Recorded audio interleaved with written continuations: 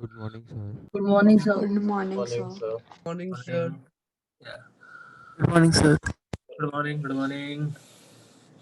ए ध्रुव, तुम लोगों का कुछ एग्जाम बेटा आगे शिफ्ट हुआ है या 9 o'clock से ही है अभी? सर आज नहीं है सर, एक दिन छोड़ के एक दिन है। अच्छा, आज एग्जाम ही नहीं है। नहीं गुड यार, ये सर। तो बहुत अच्छी बात है ना। ये मैंने कुछ रिक्वेस्ट किया था तो बोला तो है स्कूल ने कि वो कुछ 10 o'clock 9:30 से कर देंगे एग्जाम, है ना? ठीक है सर कौन सा स्कूल है? तो सर ये कॉलेज के एग्जाम में 9 चैप्टर्स आ रहे सर। किसमें? आरआर वाले कॉलेज के सर 15 जनवरी से ना एग्जाम। वो करा देंगे, कोई टेंशन नहीं है ना। 9 बोर्ड के सर इतने हमारे सारे कॉलेज का चाहिए सर 9 बजे चालू हो जाता है। किसमें बेटा? राहुल इंटरनेशनल का सर 9 बजे चालू हो जाता है लेक्चर या के बीच में क्लासेस वो। क्लासेस की टेस्ट क्या है बेटा? नहीं सर, क्लासेस अभी जैसे अभी हम लोग का 7:30 to 9:30 है ना, तो फिर 9 o'clock कॉलेज का भी लेक्चर चालू हो जाता है। नहीं नहीं, उसको करने की जरूरत नहीं है, बोर्ड के लेक्चर स्टार्ट करा देंगे बेटा इस वीक से, है ना? ओके। हाँ, तो अलग से हम लोग टीचर हायर करके बोर्ड लेक्चर कराएंगे ऐसा करके, है ना? सर हम आरआर वालों का भी। हाँ हाँ, आरआर वालों का मतलब मेनली तो आरआर वालों के लिए ही है ना? हाँ सर सर एएसपी 15 वालों के लिए? जनवरी को है सर, और 9 चैप्टर सर हर एक सब्जेक्ट का। एएसपी वालों लोगों को क्या टेंशन है? हाँ सर, हम लोग मस्त है सर। एएसपी वाले को भी कोई टेंशन लेने की जरूरत नहीं है भाई। एएसपी वाले ही तो बच्चे सबसे आराम में हैं। हाँ सर। ओके, सो थर्मो केमिस्ट्री में शायद हम लोगों ने लास्ट क्लास में कहाँ तक पढ़ा था बेटा? Heat of formation, heat of combustion, ऐसा बॉन हेबर साइकिल पढ़ा है कि पढ़ा नहीं था पढ़ा है? सर, बॉन हेबर साइकिल पढ़ा था। बॉन हेवर साइकिल पढ़ा था, मींस उसमें हम लोगों ने शायद हीट ऑफ फॉर्मेशन पढ़ लिया है, हीट ऑफ कंबशन पढ़ लिया है, हीट ऑफ न्यूट्रलाइजेशन भी पढ़ लिया है हाँ शायद, है सर। ना? हाँ सर। हाँ, सर वो हीट ऑफ एटमाइजेशन और आयनाइजेशन एंथैल्पी हो गया था। Atomisation, ionisation, enthalpy and Bon हेवर cycle, मतलब काफी कुछ हो गया है ना? हाँ सर। तो आज के लेक्चर में मैं कुछ फार्मूला बताऊंगा हीट ऑफ रिएक्शंस को कैलकुलेट करने के लिए, और बहुत सारे क्वेश्चंस कराऊंगा बस, है ना? सर दैट सैटरडे को एक और लेक्चर है जिसमें हम लोग सिर्फ डाउट से डिस्कस करेंगे थर्मोकेमिस्ट्री के, है ना? जो आज बुकलेट सॉल्व करने के लिए मिलेगा आज, वो सैटरडे को हम लोग सिर्फ डाउट डिस्कस करेंगे उसके, है ना? क्लियर? हाँ सर। Okay sir. और फिर संडे को टेस्ट में भी आ जाएगा सब कुछ, है ना? तो सैटरडे को जो डाउट्स रखा है, मतलब जो लेक्चर रखा है हमने, रेड हाउस के साथ में ही है तुम लोगों का, तो उनके भी डाउट डिस्कस होंगे, तुम्हारे भी डाउट डिस्कस हो जाएंगे उस दिन, ठीक है? सर ये संडे को जो टेस्ट है सर, उसका एक बार पोर्शन भेज देना सर। वो मैथ्स का कुछ चेंज हुआ था चैप्टर, ऐसा कुछ था। नहीं नहीं भाई, उसमें मैथ्स के सिलेबस में क्वाड्रेटिक इक्वेशन है, मैथ के सिलेबस में बाइनोमियल है, मैथ के सिलेबस में straight line and pair of straight line and logarithm है। कुछ चेंज है उसमें? सर यार, तो फिर सर कोई सर ने तो बोला था कि चेंज हुआ है हमारा पोर्शन, ऐसा कुछ 1-2 चैप्टर्स। नहीं नहीं नहीं, तो यही सर सब प्लानर में अलग था ना पहले। हाँ, तो प्लानर, तो प्लानर एक टेंटेटिव प्लानर होता है यार। अब कोरोना की वजह से सारे प्लानिंग करने के बाद सब चेंज हो जाता है फिर से, है ना? पहले हो रहा था 23rd से फिजिकल लेक्चर स्टार्ट हो जाएंगे, फिर नहीं हुआ, है ना? अब लोग बोल रहे हैं शायद को 1 जनवरी से होगा, तो 1 जनवरी के लिए एक प्लानर बनाना पड़ता है, फिर वो चेंज करना पड़ता है ना? सर हमारा भी वैसे होता है, आज होमवर्क करेंगे फिर होता नहीं है। नहीं नहीं नहीं, होमवर्क तो करते रहना, जो चैप्टर हो रहा है वो करते रहो बेटा। सुजल, सर वॉल्यूमेट्रिक एनालिसिस नहीं आ रहा ना? वॉल्यूमेट्रिक लास्ट आ रहा होगा ना कॉन्सेप्ट? अच्छा, वॉल्यूमेट्रिक नहीं आ है, रहा है। नहीं वॉल्यूमेट्रिक नहीं है बेटा नहीं, इस बार। टेस्ट के लिए नहीं है ना। हाँ, इस बार टेस्ट में वॉल्यूमेट्रिक नहीं है, इस बार ओके टेस्ट में sir. Thermodynamics, thermochemistry, chemical equilibrium and chemical bonding है ना? और आप वॉल्यूमेट्रिक के लिए कुछ एक लेक्चर रखो ना, रिवीजन और हाँ इसका सर। एंड हाँ फैक्टर सर, वाला बहुत अच्छा टफ हो रहा है है। सर। हाँ सर। हाँ कुछ सर, बहुत सर, मुश्किल हो रही है। बहुत मिले। हाँ बेटा, मुझे भी सर। वॉल्यूमेट्रिक सर वॉल्यूमेट्रिक नहीं समझता सर। हाँ, वॉल्यूमेट्रिक अनफॉर्चुनेटली चैप्टर ही वैसा है यार। मतलब जैसे मैंने बताया था कि पहले दोनों मोल कांस्टेंट और वॉल्यूमेट्रिक को साथ में ही कराते थे जब बच्चा स्टार्टिंग में कोचिंग में आता था, है ना? फिर चैप्टर को डेलिबरेटली अलग किया गया, ये सोच के कि यार बच्चों को एकदम परेशानी ना हो, यही प्रिपरेशन के स्टार्टिंग में ही, है ना? नहीं सर, हमको तो चलता मतलब था मैं ये सजेस्ट करूंगा बेटा, तो हाँ, जहां भी इस टेस्ट के बाद जहां भी तुम लोग को कंफ्यूजन हो रहा है कि इस टाइप की रिएक्शंस के एन फैक्टर कैलकुलेशंस तुम लोग को नहीं आ रहा है, या जैसे जो वॉल्यूमेट्रिक का टेस्ट लिया था, आज मेरे को टाइम मिलेगा तो पूरा टेस्ट पेपर आज भी डिस्कस कर लेंगे हम लोग, जिससे थोड़ा समझ में आएगा कि भाई एन फैक्टर कहाँ गड़बड़ हो रहा है कैलकुलेशन करने में, है ना। हाँ यस सर। और कुछ ज्यादा ही परेशानी रहेगी तो फिर एक लेक्चर ही ले लेंगे, है ना, बट वो टेस्ट के बाद, है ना, टेस्ट में तो सिलेबस में है नहीं बेसिकली, है ना। Okay yes sir. Next week आना तो भी चलेगा सर। हाँ वही नेक्स्ट वीक में ना, ऑब्वियसली इस वीक में हाँ तो सिलेबस में नहीं है तो बहुत ज्यादा करने की जरूरत नहीं है उसको, है ना। ओके ठीक, so as far thermochemistry is concern, हम लोग को आज हीट ऑफ रिएक्शंस की कैलकुलेशंस के क्वेश्चंस सर, ये भी आएगा एग्जाम में? ये है ना, अच्छा। Thermodynamics and thermochemistry. नहीं सर, थर्मोकेमिस्ट्री में जो आज जो सिखा रहे हो वो भी आएगा? हाँ हाँ आज आएगा, बिल्कुल आएगा। हाँ sir. So, as per, let's say, thermochemistry is concerned, it is related to calculations of heat of reaction. So you have to write, let's say, formulae for heat of reaction.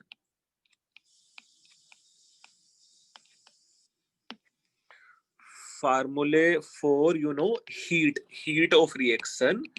जिसमें first formula is delta H of reaction, यही लिखा है था ना, heat of reaction का symbol हम लोग delta H reaction ऐसा लिखा है।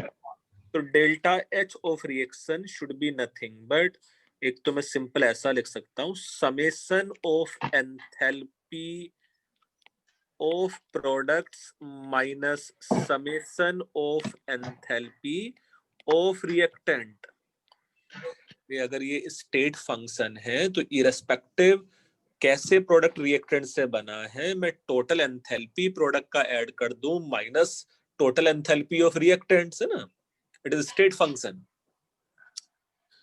सेकंड फार्मूला वो भी आसान है, delta H of reaction should be equal to, it is total heat supplied minus it is total heat released। जो टोटल हीट हम लोग सप्लाई करेंगे minus total heat released is another form of, let's say, heat of reaction. Obviously heat supplied अगर ज्यादा हुआ तो this reaction will be endothermic, और heat release ज्यादा हुआ तो this reaction will be exothermic. Clear? Similarly, third one, delta H of reaction should be equal to summation of delta HF। बेटा delta HF किसका सिंबल था ऐसा? Heat of formation. Very good। Delta HF of product minus summation of delta HF of reactant। अच्छा, ये formula कैसे आया, इसको थोड़ा बहुत हम लोग समझ सकते हैं बोन हेबर्ट साइकिल से, देख भी लेंगे। सर डेल्टा एचएफ रिएक्टेंट का डेल्टा एचसी नहीं लिख सकते क्या, हीट ऑफ कॉम्बिनेशन? देखो नेक्स्ट फार्मूला देखो, delta H of reaction may also equal to delta H of combustion of reactant minus summation of delta H combustion of product, है ना, ये भी फार्मूला है। And another formula is delta H of reaction should be equal to summation of, ये BE क्या हो सकता है? Bond energy. Bond energy, very good. So bond energy of reactant minus summation of bond energy of product। तो यहाँ हम लोग 5 different फार्मूले पढ़ सकते हैं। एक total enthalpy of product minus total enthalpy of reactant, एक heat total heat supplied minus total heat release पढ़ सकते हैं, एक delta HF of product minus delta H of reactant पढ़ सकते थे, और एक standard heat of combustion of reactant minus combustion of product पढ़ सकते थे, और एक bond energy of reactant minus bond energy of product भी पढ़ सकते हैं, ऐसा है ना। ये फार्मूला लिखा, हम लोग एक दो फार्मूला समझ लेंगे। ये फार्मूला कैसे आया है, फर्स्ट एंड सेकंड फार्मूला शायद समझने की जरूरत भी नहीं है, वो तो आसान ही है ऐसा।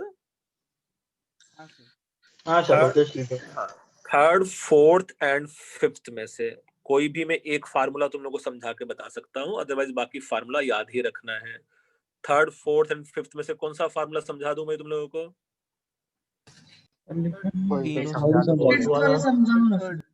कौन सा? थर्ड वाला। थर्ड वाला, चलो थर्ड वाला समझा देता हूँ। थर्ड वाले फार्मूले के लिए you can just try to see, suppose मेरे पास ऐसा रिएक्शन है, C2H4 gas when combined with H2 gas and it can convert into C2H6 gas. इस रिएक्शन का लेट्स से मुझे डेल्टा H का वैल्यू फाइंड आउट करना है। इसको लिखने की जरूरत नहीं है, सिर्फ समझो उसको, है ना। ऑब्वियसली इसमें कुछ रिएक्टेंट है एंड कुछ प्रोडक्ट है। So as per you know reactant and product के जो कॉन्स्टिट्यूएंट एलिमेंट हैं they are carbon and hydrogen only. तो सब मिला के we have let's say 2 carbon graphite when combine with 3H2 gas. So ये यहां से रिएक्टेंट भी बना सकता हूं मैं और यहां से मैं प्रोडक्ट भी बना सकता हूं, है ना, बोन हेवर्ड साइकिल। ओके, हाँ sir. Can we say it is nothing but delta HF formation of reactant का समेशन दोनों के दोनों, है ना, और यहाँ हो जाता summation of delta HF of product. Okay वैसे। और अब बोन हैवर साइकिल यूज कर लो, मींस या तो मैं यहाँ से यहाँ जाऊं या डायरेक्टली चला जाऊं। Do you think total enthalpy summation should be identical? हाँ सर। तो यहाँ से कुछ आ रहा है कि मेरे पास delta H of reaction is summation of heat of formation of product minus summation of heat of formation of reactant. मतलब कुछ वैसे आ रहा है। हाँ सर, कुछ ऐसा भी समझ सकते हो। डेल्टा की वैल्यू दोनों का समेशन। हाँ, मतलब यस, ऐसा भी कुछ समझ सकते हो। ये वेक्टर एडिशन के जैसा है, मतलब ट्रायंगल लो लगा लो ना वेक्टर एडिशन का, है ना। भाई सपोज अगर मुझे लेट्स से ये वाला वेक्टर चाहिए, है ना, suppose, so do you think this will be nothing but this vector minus this vector? और ऐसा कंबसन के लिए भी लिख सकते हो यार। कंबसन में से एरोज उल्टे हो जाते हैं, उसको CO2 एंड H2O में कन्वर्ट कर देते कंबसन करते समय, है ना। और ऐसा बॉन्ड एनर्जी में भी कर सकते हैं, सारे बॉन्ड्स ब्रेक कर दो, है ना। ऐसा 1 by 1 करके देख सकते हो अपने आप से। सर वो लास्ट का वेक्टर वाला पार्ट एक और एक्सप्लेन कीजिए ना। तू तो जान ले भाई। देखो ये है एक वेक्टर जो मुझे फाइंड आउट करना था। ये वेक्टर मुझे पता है और ये वेक्टर मुझे पता है। ये प्रोडक्ट का फॉर्मेशन है, ये रिएक्टेंट का फॉर्मेशन है और ये डेल्टा H मुझे फाइंड आउट करना है। Yes sir. तो ये नहीं आएगा बेटा, product minus reactant is delta H, है ना। हाँ सर, समझा। और ऐसा तो मतलब किसी के लिए भी डिफाइन कर सकता है बेटा, कंबसन के लिए भी डिफाइन कर सकता है और बॉन्ड एनर्जी के लिए भी डिफाइन कर सकता है। हाँ, और इवेंचुअली ये फार्मूला याद रखना है ना। Yes sir. कर लोगे बेटा ये 4, 5 भी अपने आप से। हाँ सर। 4, 5 में बस कंबसन हो जाता, तो जैसे वेक्टर्स की हेल्प से मैं समझने की कोशिश करूं, इसका कंबसन होता प्रोडक्ट का और रिएक्टेंट का कंबसन भी होता। दोनों के कंबसन से क्या बनता, लेट्स से इस वाली रिएक्शन में CO2 एंड H2O। ओके। तो ये मेरे पास रिएक्टेंट का कंबसन हो जाता और ये मेरे पास प्रोडक्ट का कंबसन हो जाता। इसमें जब वेक्टर एडिशन करते डेल्टा H तो क्या आएगा इसमें, रिएक्टेंट माइनस प्रोडक्ट। ऐसा ही अगर मैं बॉन्ड एनर्जी की बातें करूं, भाई रिएक्टेंट के सारे बॉन्ड्स अगर मैं ब्रेक कर दूं तो मेरे पास 2 कार्बन गैसियस मिलेगा and let's say 6 hydrogen gaseous मिलेगा। अगर सारे बॉन्ड्स ब्रेक कर दिए जाए रिएक्टेंट के भी प्रोडक्ट के भी, है ना।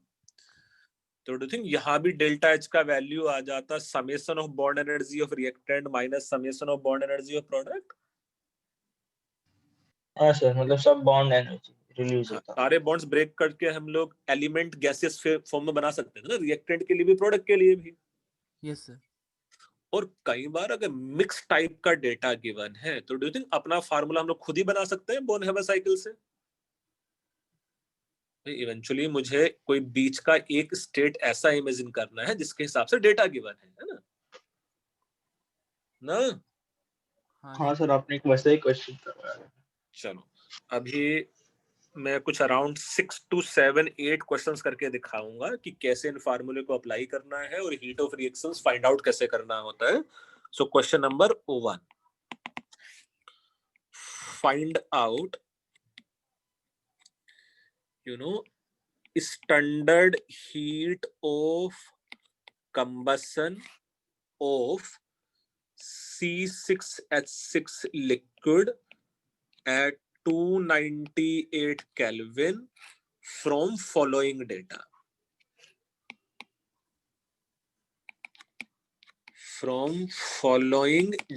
मुझे standard heat of combustion of benzene का वैल्यू निकालना है विद द हेल्प ऑफ कुछ डेटा क्वेश्चन में गिवन है। क्या डेटा गिवन है? Standard heat of formation of let's से CO2 gas and standard heat of formation of C6H6 liquid, ये रेस्पेक्टिवली गिवन है। Suppose -6 and -10 kilo calorie. अच्छा, अगर पर मोल नहीं भी है तो डू यू थिंक ये हीट ऑफ फॉर्मेशन लोग पर मोल डिफाइन करते थे, पर मोल ऑफ द सब्सटेंस? अच्छा, तो ये दो तो कंबसन गिवन है, सॉरी दो तो फॉर्मेशन गिवन है, और एक मेरे पास ये भी गिवन है कि delta standard heat of combustion of hydrogen gas, it is given as let's say -5 kilocalorie per mole, और obviously मैं इसको भी लिख देता हूँ, कोई कंफ्यूजन नहीं हो, पर मोल। तो मेरे पास कुछ फॉर्मेशन के डेटा गिवन है, कुछ कंबसन के डेटा गिवन है, और मुझे डेल्टा H0 कंबसन C6H6 के लिए फाइंड आउट करना है। मैं दो मेथड से क्वेश्चंस को करके दिखाऊंगा। So let's say it is method 1. ना method 1 तो बहुत आसान है, मुझे जो भी डेटा गिवन है उन सब के कॉरेस्पॉन्डिंग रिएक्शंस लिख डालो। जैसा मुझे CO2 के फॉर्मेशन के कॉरेस्पॉन्डिंग डेटा गिवन है। So one is CO2 का formation, do you think it is nothing but carbon graphite when combined with oxygen gas it can form 1 mole of CO2, और इसके corresponding enthalpy change let's say delta H1 note हो जाता, और इसका value कितना है question में accordingly? -6 kilo calorie. -6 kilo calorie है, ये मुझे क्वेश्चन में डेटा गिवन है। दूसरा डेटा जो क्वेश्चन में गिवन है, it is formation of C6H6, तो ये हो जाता 6 carbon graphite when combine with let's say 3H2 gas, it can convert into C6H6 liquid, और यहाँ भी डेल्टा H2 नोट का वैल्यू गिवन है and it is -10 kilo calorie. Yes और नो? यस। और एक डेटा गिवन है हाइड्रोजन का कंबसन। हाइड्रोजन का कंबसन डिफाइन करने के लिए इट इज लेट्स से half O2 and it will convert into H2O liquid.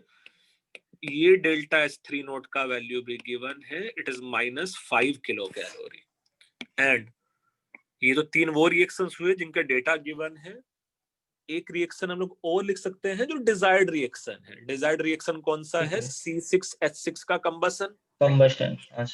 Now, as per C6H6 liquid का combustion is concerned, it may be defined as 1 mole of benzene 15Y02 gas, and it will convert into 6 CO2 gas plus it is nothing but 3H2O liquid, है ना? ये बनेगा। और इस reaction के लिए मुझे डेल्टा H0 का वैल्यू फाइंड आउट करना है। यही है भाई, ऐसा। तो जो डेटा गिवन है उन सबके कॉरेस्पॉन्डिंग हम लोगों ने रिएक्शंस लिख डाला। नाउ जस्ट ट्राई टू सी कि भाई ये जो डिजायर्ड रिएक्शन है जो मैंने ग्रीन में लिखा है कंबसन, वो रिएक्शन 1, 2, 3 की हेल्प से कैसे बनेगा। जैसा अगर मैं CO2 मेरे पास रिएक्शन 1 में प्रोडक्ट में है, और जो डिजायर्ड रिएक्शन है उसमें भी CO2 प्रोडक्ट में ही है, तो कैन वी से फर्स्ट वाली रिएक्शन को अगर मैं 6 से मल्टीप्लाई करके ऐड कर दूं तो मेरे पास 6 CO2 बन जाएगा। ऐसा ही थर्ड वाली रिएक्शन को अगर मैं 3 से मल्टीप्लाई करके ऐड कर दूं तो मेरे पास 3H2O भी बन जाएगा। और सेकंड वाली रिएक्शंस को बस मैं उल्टा लिख दूं, उल्टा लिख के ऐड कर दूं तो मेरे पास ये डिजायर्ड रिएक्शन बनेगा कि नहीं बनेगा? ये जो डिजायर्ड रिएक्शन है benzene, do you think first वाली रिएक्शन को 6 से मल्टीप्लाई करके एज इट इज ऐड कर दूं? जो मेरे पास थर्ड वाला रिएक्शन है उसको मैं 3 से मल्टीप्लाई करके ऐड कर दूं, और जो सेकंड वाली रिएक्शन है उसको मैं उल्टा लिख के ऐड कर दूं बेसिकली, है ना? ये समझ में आ रहा है कि नहीं? भाई अगर मेरे पास 6 CO2 था तो 6 से मल्टीप्लाई करना पड़ेगा CO2 वाले को। मेरे पास 3H2O है तो 3 से मल्टीप्लाई करना पड़ेगा, है ना? और वो दोनों प्रोडक्ट में है इसलिए सीधे सीधे ऐड कर दिया कि उन रिएक्शन में भी प्रोडक्ट में थे, है ना? अरे एक उसमें किया था हम लोगों ने कि 2 रिएक्शंस को ऐड करते थे, उनके एंथैल्पीज ऐड कर देते थे। एक को 2 से मल्टीप्लाई करके ऐड कर रहे थे तो एंथैल्पी को 2 से मल्टीप्लाई हो गया था। भाई ये properties of heat of reaction में पढ़ा था कि नहीं ऐसा? नहीं सर, ये सब नहीं पढ़ा था ऐसा कि A सर आपने बताया नहीं था कोई ऐसा example? B delta H1 C converting to D delta H2 और फिर 2A चेंज करने के लिए ये सब किया बताया था? हाँ सर, लिखा भी है नोट्स में तुम लोगों ने? हाँ सर लिखा है। अच्छा, तो from here can we say delta H naught of reaction should be equal to 6 times of delta H1 naught plus 3 times of delta H2 naught, sorry delta H3 naught minus delta H2 naught. भाई ये अगर extensive properties है तो जो mathematical operations में overall reactions के लिए apply करूंगा वही मेरे पास एंथैल्पीज के लिए हो जाएगा। हाँ सर। अच्छा, अब यहां से ये वैल्यू फाइंड आउट कर लो डेल्टा H का। सो फ्रॉम हेयर ये जो डिजायर्ड डेल्टा H नोट है उसका जो वैल्यू है वो आ जाता 6 times of delta H1 means it will be minus 36. 3 times of delta H3 means it will be minus 15 and let's say minus of minus 10. कितना आ जाएगा ये? minus 41. हाँ sir. So it comes out to be minus 41 kilo calorie. तो एक method तो ये है भाई, मेथड बड़ा आसान है। जो भी डेटा गिवन है उन सबके कॉरेस्पॉन्डिंग रिएक्शंस लिख डालो, सारे डेटा के कॉरेस्पॉन्डिंग, और जो डिजायर्ड रिएक्शन है वो चेक करने की कोशिश करो कि उन रिएक्शन से सब मिलके कैसे बनेगा। हाँ सर, तो इजी था। नहीं, दूसरा वाला मेथड और भी आसान है ना? अच्छा, पहले बोलना था ना सर। हाँ। सर थोड़ी देर हटाइए मत इससे प्लीज। ये क्या बोलना चाहता है शिखर? बड़ा थोड़ा तेज बोलो। वो बोल रहा है कि मत हटा। 1 सेकंड हटाइए मत। अच्छा, ये हटाऊं नहीं, ठीक।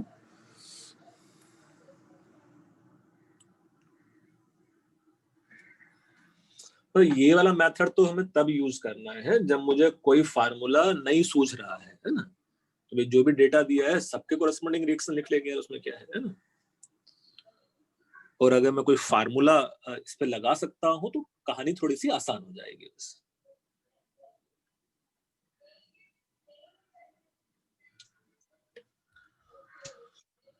ये जो तुम लोगों ने मेथड 1 में रिएक्शन 1 2 3 ब्लैक में लिखा है वो लिखे हुआ है कि नहीं?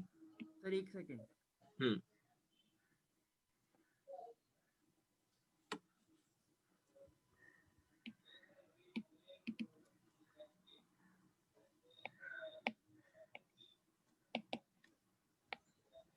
हाँ सर, हाँ सर अब हुआ। ठीक है। सो जो मेथड 2 है, मेथड 2 मींस भाई अगर मैंने कुछ फार्मूले समझ ही लिए हैं तो उन फार्मूले को अप्लाई करने की सोचेंगे depending on the type of the data you have.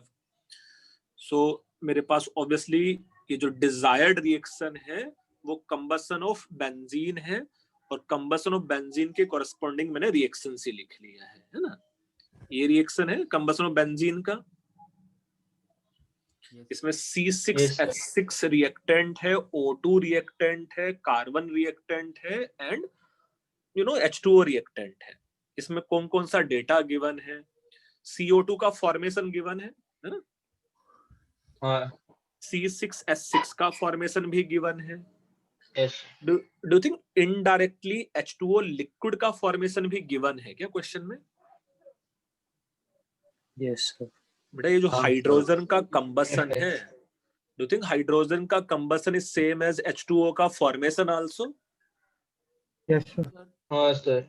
तो मैं सीधे सीधे ऐसा लिख सकता था क्या कि delta H naught of given reaction, जिसके लिए मुझे कैलकुलेट करना है, it should be equal to 6 times of standard heat of formation of CO2 plus 3 times of standard heat of formation of H2O minus standard heat of formation of C6H6 and minus 15/2 times of standard heat of formation of O2।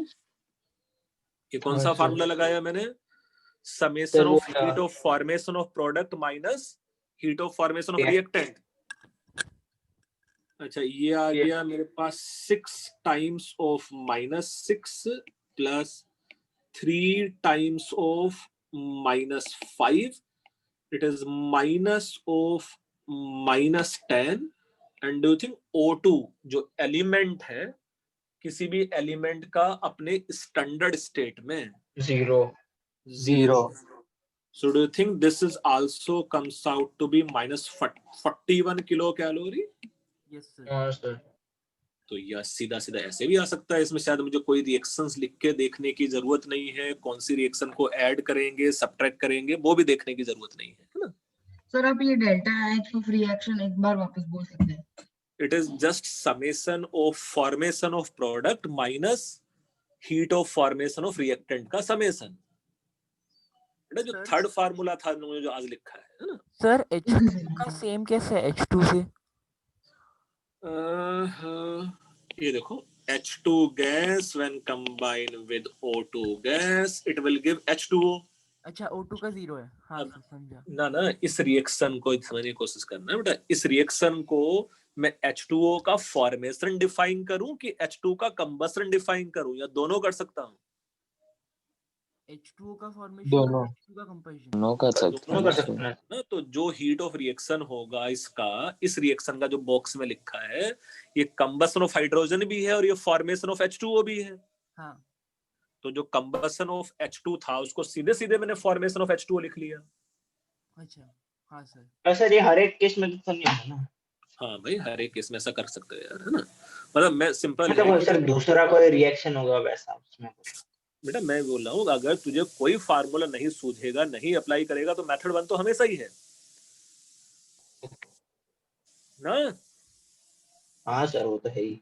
हाँ और अगर कोई formula समझ में आ रहा है depending on the data you have, तो life थोड़ी सी आसान होगी। यस। तो ये क्वेश्चन नंबर 1 उसके दोनों मेथड समझ लिए तुम लोगों ने? हाँ यस लिख के भी हो गया? No sir.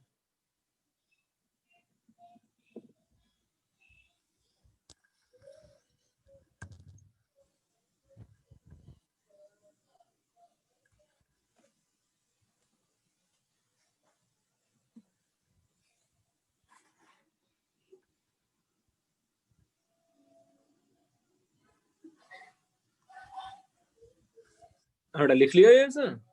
हाँ सर। हाँ sir. Okay. Now, question number 2.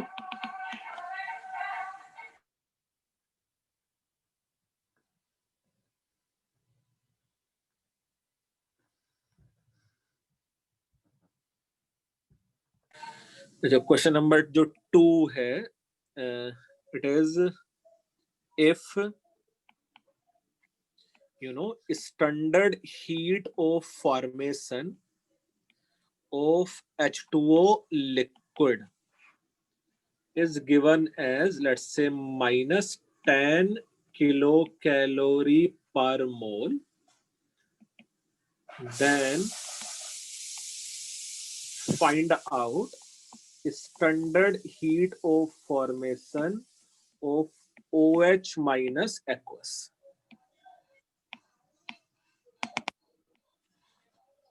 अगर मुझे H2O लिक्विड का स्टैंडर्ड हीट ऑफ फॉर्मेशन पता है तो मुझे OH माइनस एक्वस का स्टैंडर्ड हीट ऑफ फॉर्मेशन का वैल्यू फाइंड आउट करना है.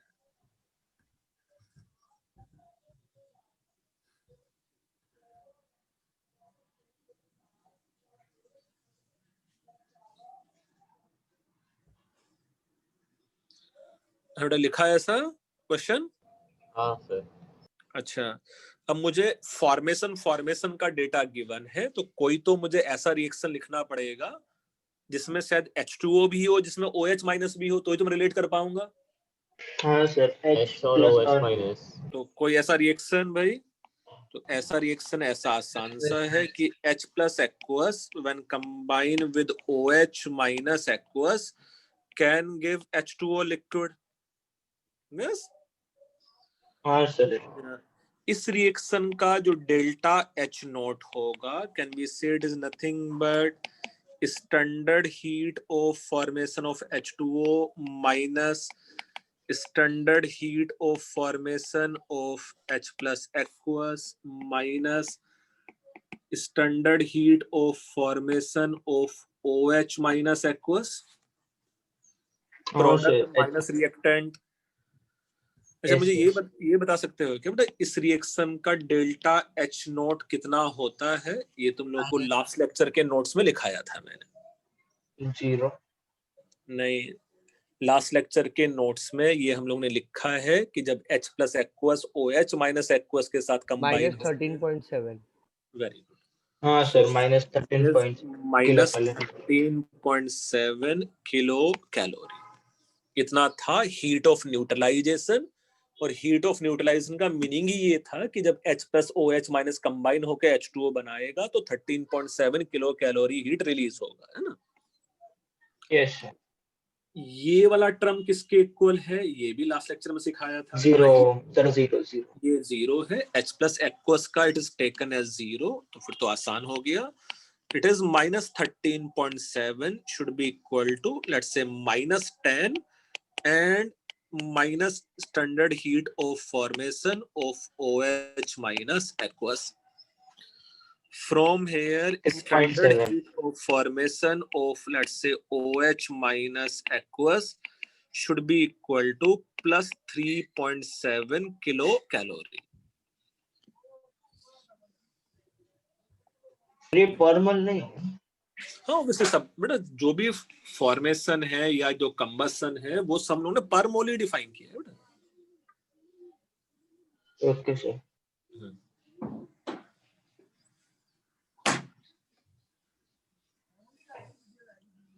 हाँ, लिख के हुआ ऐसा क्वेश्चन?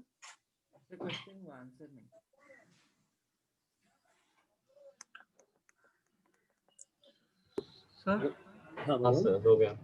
सर वो ये स्टैंडर्ड हीट कैसे होगा, क्योंकि वो एलिमेंट्स तो नहीं है H और H प्लस और OH माइनस. नहीं, बेटा स्टैंडर्ड का मतलब बस ये था कि रिएक्टेंट एंड प्रोडक्ट अपने स्टैंडर्ड स्टेट में हो, है ना? तो ऑब्वियसली H प्लस एक्वस, तो ऑब्वियसली H प्लस एक्वस का स्टैंडर्ड स्टेट वही होगा जो H प्लस एक्वस है. ये इस रिएक्शन को देखो मैंने हीट ऑफ फॉर्मेशन डिफाइन नहीं किया ना बेटा.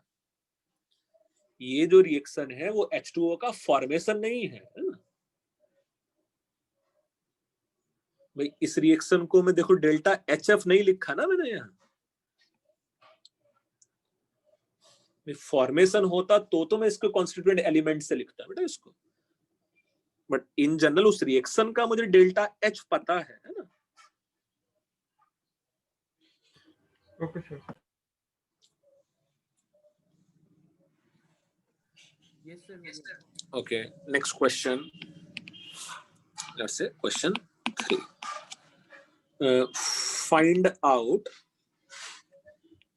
find out heat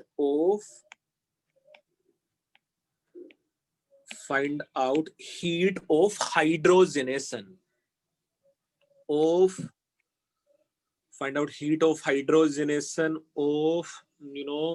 benzene. Find out heat of hydrogenation of benzene from following data.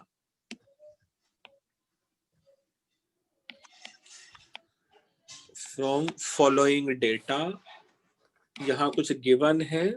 Let's say standard heat of combustion of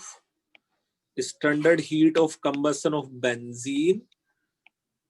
ये कंपाउंड को क्या पढ़ेंगे ना, दूसरे वाले कंपाउंड को? एक बेंजीन है, दूसरा वाला कंपाउंड क्या है? Cyclohexane. Benzene, cyclohexane and H2. इन सब का let's say heat of combustion का वैल्यू गिवन है. सो बेंजीन का let's say heat of combustion given है -30. इसका जो हीट ऑफ कंबशन है -20 और इसका जो हीट ऑफ कंबशन का वैल्यू है लेट्स से it is -5 kilo calorie per मोल.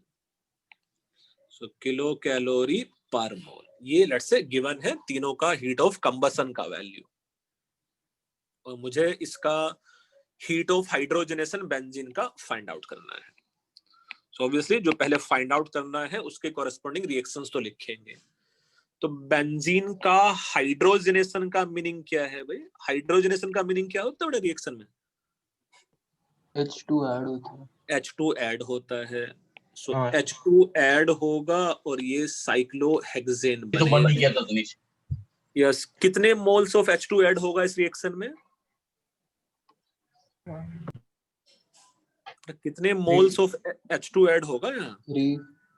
3. मतलब कितना समझ पाते हो कि भाई ये जो रिएक्टेंट है इट इज हर एक का. हाँ, ये C6H6 है और ये मेरे पास C6H12 होगा, है ना? यही होगा साइक्लोहेक्सेन C6H12. हर एक कार्बन पे 2 हाइड्रोजन है ना? सर एल्केन है या एल्कीन है, क्या है सर? बेटा वो साइक्लोएल्केन है. साइक्लोएल्केन का जनरल फार्मूला सेम ही होता है जो लीनियर चेन एल्कीन का फार्मूला होता है. H14 नहीं होगा यहाँ पर? बेटा वो लीनियर चेन एल्केन नहीं है, इट इज साइक्लोएल्केन. अच्छा, ओके सर. हर एक कार्बन पे 2 हाइड्रोजन ही है ना बस भाई. हाँ हर एक कार्बन मुझे ऐसा हाँ, ही सर. दिखेगा ना बस. हाँ सर, समझ गया. तो ये मेरे पास बैलेंस रिएक्शन आ गया. मुझे डू यू थिंक सारे के सारे रिएक्टेंट एंड प्रोडक्ट का कंबशन गिवन है? हाँ सर, तो डेल्टा इसका वैल्यू. यस. तो ये मतलब एक मेथड तो बड़ा आसान था कि मेरे पास जो कंबशन वाले रिएक्शंस हैं वो तीनों रिएक्शंस लिख लूं और तीनों रिएक्शन से मिला के डिजायर्ड रिएक्शन कैसे मिला है वो समझूं. या दूसरा मेथड आसान है कि मैं सीधा ही फार्मूला अप्लाई कर लूं. So delta H0 of hydrogenation, इस रिएक्शन का delta H should be equal to, do you think C6H6 का combustion which is nothing but -30 plus 3 times of -5 and -20 summation of heat of combustion of reactant minus heat of combustion of product.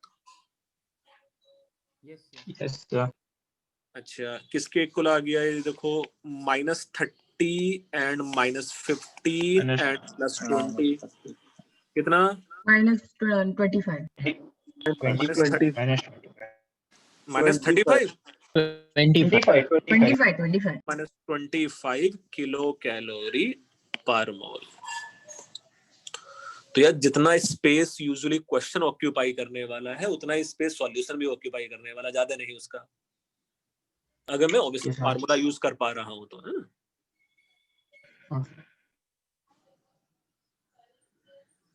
लिख के हुआ ऐसा? Yes sir. बढ़िया. No sir. No sir. Sir वो n into -120 वो वाला कब use करना है? कौन सा वाला? 120 वाला? हाँ, कौन सा वाला? सर पाई बॉन्ड जो जब ब्रेक करते हैं. अच्छा वो जब बॉन्ड एनर्जी का डेटा गिवन रहेगा बेटा तो यूज करेंगे। तो नेक्स्ट एग्जांपल बॉन्ड एनर्जी का ही ले लेते हैं यार। अभी देखो नेक्स्ट एग्जांपल बॉन्ड एनर्जी का ही ले लेंगे। हाँ सर हो गया।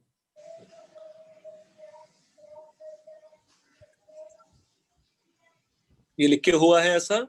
सर हो गया।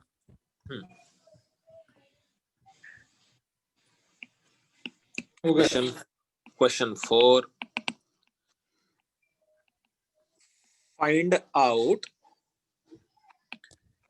heat of combustion of white phosphorus. White phosphorus होता है P4.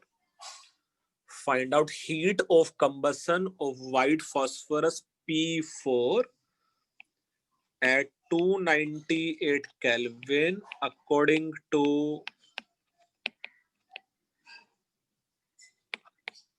following data. According to following data. यहाँ गिवन है बॉन्ड एनर्जी ऑफ लेट्स से P single bond C given है। यहाँ let's say O double bond O का bond energy given है, P double bond O का बॉन्ड एनर्जी गिवन है and P single bond O का bond energy given है suppose. अच्छा ऑब्वियसली जब शायद एक्चुअल डेटा आएगा तो थोड़ा सा कॉम्प्लेक्स होता है। यहाँ मैं कैलकुलेशन आसान करने के लिए ऐसा लिख देते हैं कि सपोज ये 3 किलो कैलोरी पर मोल है, ये let's say suppose 5 kilo calorie per मोल है, ये 4 किलो कैलोरी पर मोल है और ये 6 किलो कैलोरी पर मोल है। आसान सा। सो एक तो मुझे ये बताओ यार, ये फास्फोरस के कंबसन से विद एक्सेस ऑफ ऑक्सीजन क्या प्रोडक्ट बनता है? P2O5 बनेगा। P2O5 नहीं बोलते बेटा, उसको P4O10 होता है। P2O5 कोई कंपाउंड नहीं होता है ना, compound actually P4O10। Okay so sir. Dimer जैसा था। हाँ मॉलिक्यूल ही P4O10 होता है ना। चलो अच्छा, P4 प्लस O2 तो बैलेंस करेंगे तो ये रिएक्शन आ जाएगा है ना, पर मोल है ना, नहीं? यस तो सर। मुझे इस रिएक्शन का हीट ऑफ कंबसन या इस रिएक्शन का delta H of reaction find out करना है। P4 में डू यू थिंक फास्फोरस वाला जो मॉलिक्यूल है it will be something let's say look like this. ये होता है P4 की नहीं? हाँ सर, 6 बॉन्ड होते हैं। अच्छा P4O10 का स्ट्रक्चर भी तुम लोग को मालूम होना चाहिए यार। P4O10 में भी यहाँ P हर एक P पे दो रहता है ना सर, बस एक सेंटर में 2 बॉन्ड के। यहाँ ये इमेजिन करना है बस 2 P के बीच में ऑक्सीजन है ऐसा है ना, 2 P के बीच में ऐसा ऑक्सीजन है दिस एंड दिस और हर एक P के पास डबल बॉन्ड O भी है, ये P4O10 होता है ना। मतलब ऐसा आसान है ना भाई, यहाँ ऑक्सीजन है, यहाँ ऑक्सीजन है, यहाँ ऑक्सीजन है, यहाँ ऑक्सीजन है, यहाँ ऑक्सीजन है, यहाँ ऑक्सीजन है ना, और हर एक फास्फोरस पे डबल बॉन्ड O भी है। क्लियर?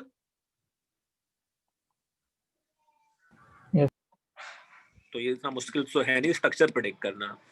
मेरे पास सारे बॉन्ड एनर्जी का डेटा गिवन है तो मुझे कौन सा फार्मूला अप्लाई करना चाहिए? Bond energy of reactant minus bond energy of product है ना, प्रोडक्ट। तो from here can we say delta H of given reaction जो कंबसन का डेटा है, कितने मेरे पास P4 में कितने फास्फोरस बॉन्ड हैं? 6। तो मैं इसको 6 को 3 से मल्टीप्लाई कर लूंगा भाई है ना। सर 3 से 3 तो गिवन है, PP बॉन्ड एनर्जी है। अच्छा ओके हाँ वैसे हाँ। अच्छा 5 टाइम्स ऑफ कितने O डबल बॉन्ड O है? 5 है। 5 O डबल बॉन्ड O का बॉन्ड एनर्जी ये हो गया। तो डू यू थिंक ये हो गया मेरे पास bond energy of reactants? minus bond energy of product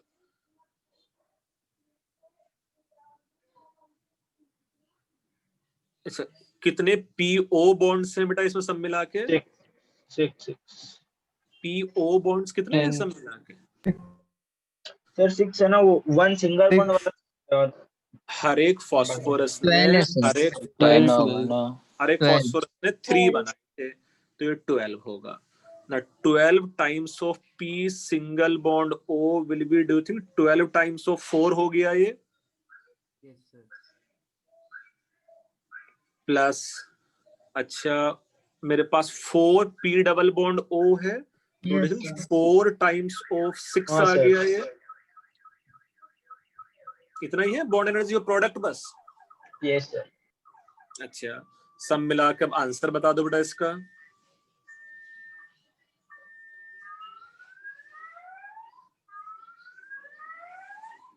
-29 minus 29 -29 हाँ सर। हाँ yes. so it is -29 kilo calorie per मोल है ना। ये समझ में आ रहा है बॉन्ड एनर्जी के डेटा को भी कैसे यूज कर सकते हैं हम लोग?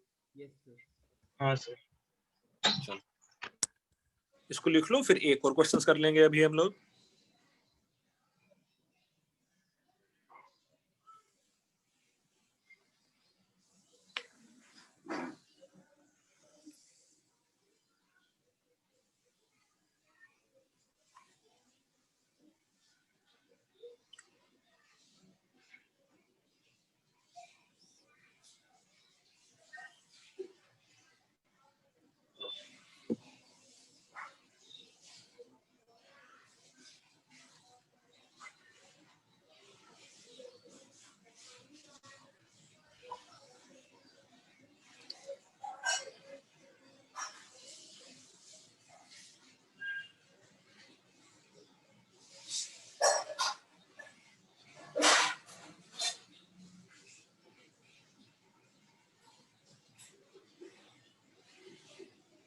थोड़े लिखे हुआ है ऐसा। हाँ sir. Okay. Now, question number 5. Let's say question number 5 is find out. Asan question. Find out, delta HF. Find out delta HF naught of H2O liquid at 298 Kelvin from following data. From following data क्या given है? Bond energy of HH bond energy given है, O double bond O given है and OH given है और कुछ और data भी given है, ये लिखता हूं है ना। इसके लिए कैलकुलेशन अगेन आसान करने के लिए लेट्स से इसको हमने 6 किलो कैलोरी पर मोल लिख लिया है। O डबल बॉन्ड O को लेट्स से 8 लिख लेते हैं, 8 किलो कैलोरी पर मोल, और OH बॉन्ड को let's say 5 kilo calorie per mole. So it is 5 kilo calorie per mole. एक और इंफॉर्मेशन यहाँ गिवन है, डेल्टा एच ऑफ वेपोराइजेशन या latent heat of vaporisation. latent heat of vaporization of H2O liquid, it is given as, let's say suppose +4 kilocalorie per mole. It is given as +4 kilocalorie per mole. मेरे पास standard heat of formation of H2O liquid है जो 298 kelvin पे मुझे find out करना है, और latent heat of vaporisation भी गिवन है। पूरा क्वेश्चन तो ऐसा आसान है कि H2O के फॉर्मेशन के लिए मैं रिएक्शन लिखूंगा, तो ये है H2 gas plus it is half O2 gas, and do you think it will convert into H2O liquid? अच्छा, अब मेरे पास ऑब्वियसली बॉन्ड एनर्जी के डेटा गिवन है, तो बॉन्ड एनर्जी तो मैं यूज कर लूंगा। भाई ये लेटेंट हीट कैसे यूज करना है, या ये एक्स्ट्रा दिया हुआ है? एक्स्ट्रा नहीं दी। क्या? सर पहले H2O गैसेस बनेगा फिर उसको लिक्विड बनाएंगे ना। Very good, very good, very good, है ना। तो भाई ये जो बॉन्ड एनर्जी का डेटा गिवन होता है, ये जो बॉन्ड एनर्जी का डेटा गिवन है, डू थिंक वो गैसियस फेज में गिवन होता है बेटा, है ना, टेक्निकली। जो बॉन्ड एनर्जी का डेटा है कि भाई H2O गैस को ब्रेक करने के लिए मुझे बस OH बॉन्ड ब्रेक करने हैं उसके, है ना। H2O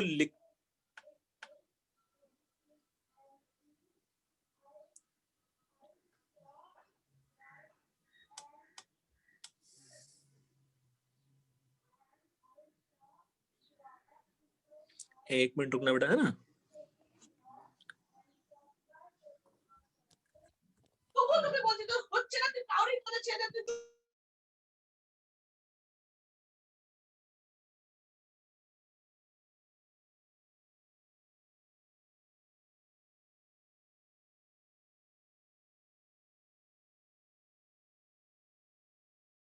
यस, है ना। सो H2 plus half O2 will give H2O liquid। हम लोग चाहते तो बड़ा इस रिएक्शन को ब्रेक करके ऐसा लिख सकते हैं।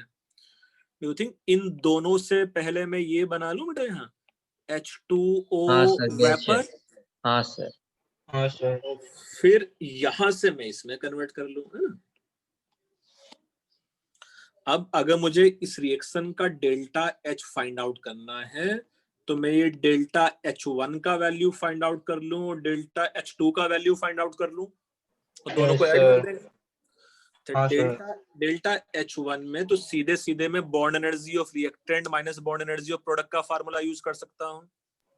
Yes sir. Do you think it is nothing but 6 plus half of 8 minus 2 times of 5? 0 आ जाएगा। हाँ सर। कितना आ रहा है? अच्छा, मतलब अनफॉर्चुनेटली 0 आ गया, कोई टेंशन नहीं है ना, ठीक है, डेटा के हिसाब से, है ना। सो डेल्टा H2 का वैल्यू कितना आएगा यहाँ? 4 की -4। लिक्विड से जब अरे वेपर अच्छा हाँ सॉरी माइनस। अब वेपोराइजेशन है ना, अगर कंडेंस करेंगे तो उसका उल्टा रिएक्शन है कि नहीं है? ये सर उल्टा हो जाएगा reaction. -4 kilo calorie per mole. So do you think overall delta H of the reaction should be nothing but -4 kilo calorie per मोल? हाँ सर। तो बेटा ये थोड़ा सा याद रखना कि जो भी बॉन्ड एनर्जी का डेटा है वो टेक्निकली गैसियस फेज में है ना। बॉन्ड एनर्जी का जो डेटा है वो गैसियस फेज में है।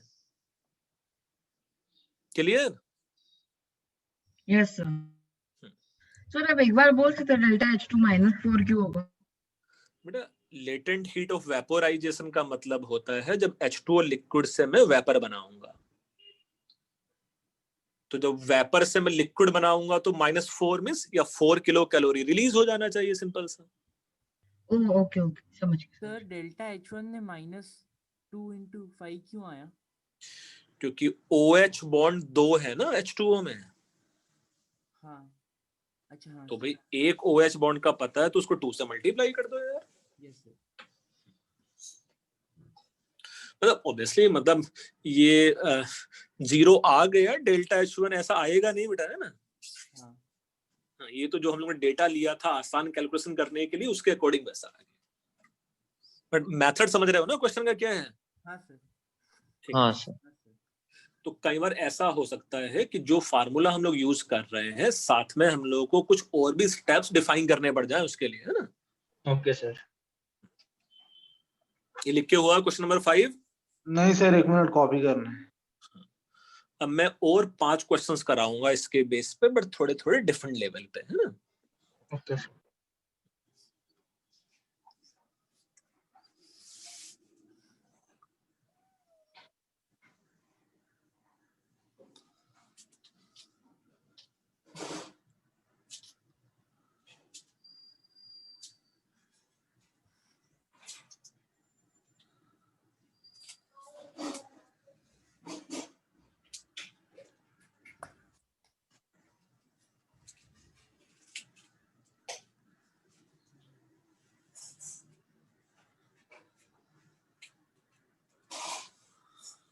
यस सर हो गया. Okay.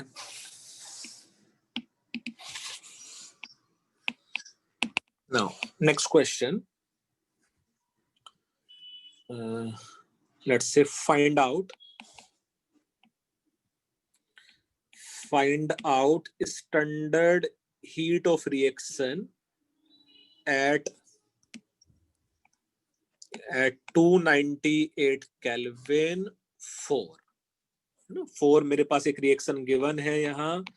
Let's say XeF4 gaseous is to convert into, let's say, xenon gaseous plus it is F2 and it is F and it is F minus. Suppose मेरे पास जो XeF4 है उसको मैंने convert करना है xenon plus में, F2 में, F में, F माइनस में. सर आवाज नहीं आ रहा. मेरा आवाज नहीं आ रहा तुम लोगों को? है सर. आ रहा है सर. आ रहा है आ रहा है सर. ठीक है. So as per bond energy. बहुत कट हो रहा था. अभी नहीं कट हो रहा होगा यार, एकदम फुल नेट है मेरे पास. सर उसका कट हो रहा है सर. चलो लिखो, मैं लिख रहा हूँ, देखो है ना. bond energy of, let's say, xenon and fluorine bond and fluorine and fluorine bond, it is given as, let's say, 6 ले लेते हैं and 4 kilocalorie per mole. ये डेटा गिवन है एक तो बॉन्ड एनर्जी का. एक डेटा गिवन है, let's say, ionization energy of xenon. Ionization energy of xenon is given as, let's say, 5 kilocalorie per mole. यहाँ given है delta HEZ, electron gain enthalpy of fluorine is, let's say, -7 ले लेते हैं. It is -7 kilocalorie per mole. तो ये different type का data given है and you have to find out the delta H of given reaction. Sir वो अपने third line में इसका delta H of Delta H EG बेटा, इलेक्ट्रॉन गेन है. अच्छा electron. Electron gain enthalpy of fluorine is -7 kilocalorie per mole. तो ये जो डेटा गिवन है बेटा, कुछ मिक्स टाइप का डेटा गिवन है, तो ऑब्वियसली कोई फार्मूला मैं सीधे सीधे तो यूज नहीं कर पा रहा हूँ. फॉर्मेशन ऑफ प्रोडक्ट या रिएक्टेंट या कंबसन या बॉन्ड एनर्जी, है ना. तो depending on the data we have, हम लोग को शायद एक बीच वाला स्टेप इमेजिन करना पड़ेगा इसके बेस पे, है ना. ये तो डायरेक्ट रिएक्शन ऐसा है, लेट्स से xenon गैसियस बन जाता, यहाँ ये F2 गैस बन जाता, यहाँ एक F गैस बन रहा है और यहाँ एक F माइनस गैस बन रहा है. कोई बीच वाला ऐसा पाथ, ऐसा कुछ इमेजिन कर सकते हो कि जहां से ये रिएक्टेंट से मैं प्रोडक्ट बना पाऊंगा? और डिपेंडिंग ऑन द डेटा भी गिवन है, ऐसा कुछ बीच में कुछ इमेजिन कर सकते हो? सर XE से लेके XE प्लस तक. नहीं, वो तो फिर पूरा XE कैसे बनेगा पहले, उससे पहले. सर xenon और F. सर डिसोशिएट होगा ना XT और F. मैं ऐसा एक बीच में स्टेप इमेजिन कर सकता हूँ कि नहीं, depending on the data we have. हाँ यस सर मैं XeF4 को ब्रेक कर देता हूँ, लेट्स, है ना. तो अगर मैंने XeF4 को यहाँ ब्रेक कर दिया, फिर मुझे इससे ये बनाना है, इससे मुझे ये बनाना है, एक फ्लोरीन एज इट इज रह जाएगा और एक फ्लोरीन F माइनस बन जाएगा, नहीं. ये देखो, कुछ आदित्य सिंह ने मुझे आंसर दिया, चेक कर लेंगे उसका आंसर है कि नहीं है. सर ये मुझे डेल्टा H अगर कैलकुलेट करना है तो कैन वी से, अगर मुझे डेल्टा H1 मिल जाए, डेल्टा H2, ऐसा ही delta H3 and delta H4 and delta H5. So do you think delta H should be equal to delta H1 plus delta H2 plus delta H3 plus delta H4 plus delta H5 आ जाएगा? Yes. Yes sir. Okay, so delta H of the reaction should be equal to delta H1 का value कितना होगा? Delta H1 का value कितना होगा? 5. Do you think 4 times of 6? अबे कुछ भी बोल देता है बच्चा। बेटा मुझे 4 जिनोन फ्लोरीन बॉन्ड ब्रेक करने हैं ना बस। हाँ सर। हाँ सर, हाँ सर, 4 तो ये टाइम्स ऑफ 4 टाइम्स ऑफ 6 हो गया। जिनोन एंड फ्लोरीन का बॉन्ड एनर्जी 6 है। अच्छा, प्लस डेल्टा H2 का वैल्यू कितना होगा? 5। इसका 5, यस। मुझे उसको आयोनाइज हाँ। करना। हाँ सर, डेल्टा H3 का वैल्यू कितना होगा? डेल्टा -4 -4 क्योंकि बॉन्ड Form बनते करना। समय उतना एनर्जी रिलीज हो जाएगा। डेल्टा H4 का वैल्यू क्या होगा? 0। वो फ्लोरीन गैस से फ्लोरीन गैस ही रहेगा। एंड F से F माइनस बनने के लिए माइनस या 7 रिलीज हो जाएगा, है ना? यस। ये डेल्टा H का वैल्यू। जल्दी से बताओ आंसर में कितना आएगा?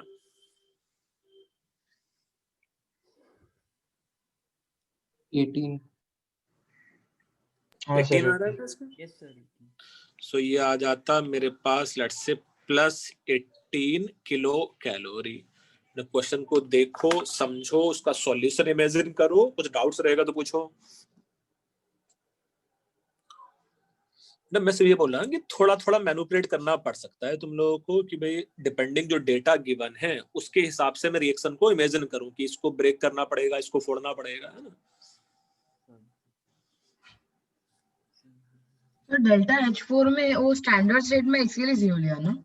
ना बेटा, फ्लोरीन गैस से फ्लोरीन गैस ही बना ना, कोई अच्छा, रिएक्शन ही नहीं हुआ। F से F गैस बस, है ना? ओके। तो वो तो कोई रिएक्शन ही नहीं हुआ। हाँ सर, समझ गया।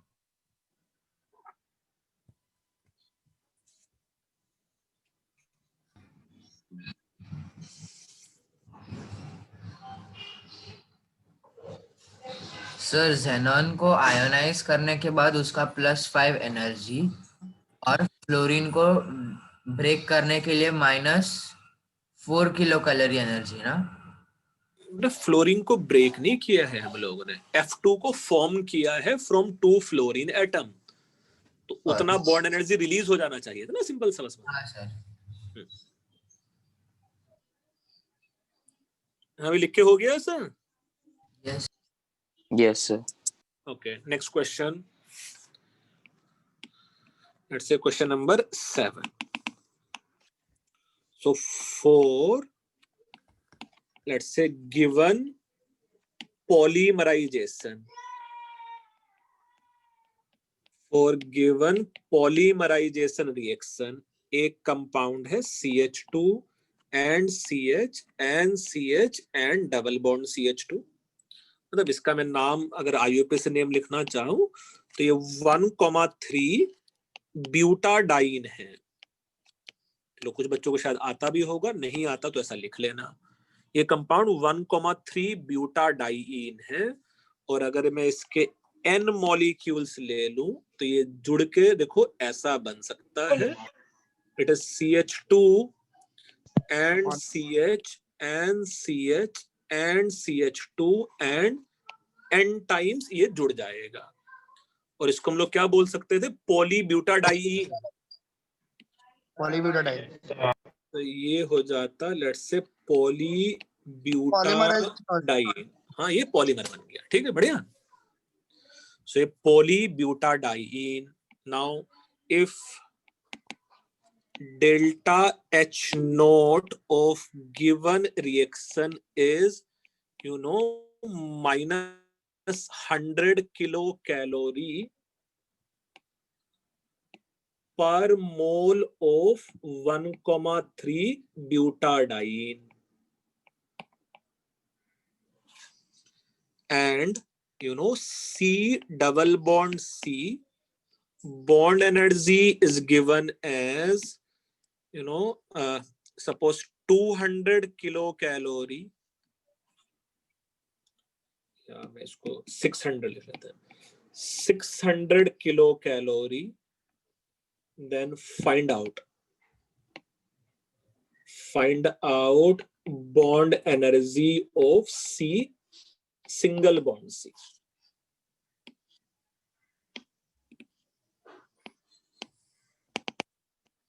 Believe me, calculations रिलेटिवली आसान है इस क्वेश्चन का, है ना।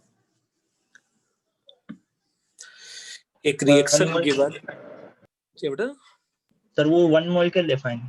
हाँ मतलब let's say delta H not reaction का -100 किलो कैलोरी है पर मोल ऑफ 1,3 ब्यूटाडाइन, और मुझे C डबल बॉन्ड C के कोरस्पॉन्डिंग, है ना, मुझे C डबल बॉन्ड C के कोरस्पॉन्डिंग बॉन्ड एनर्जी भी गिवन है, और मुझे C सिंगल बॉन्ड C का बॉन्ड एनर्जी फाइंड आउट करना है, लेट्स से, है ना।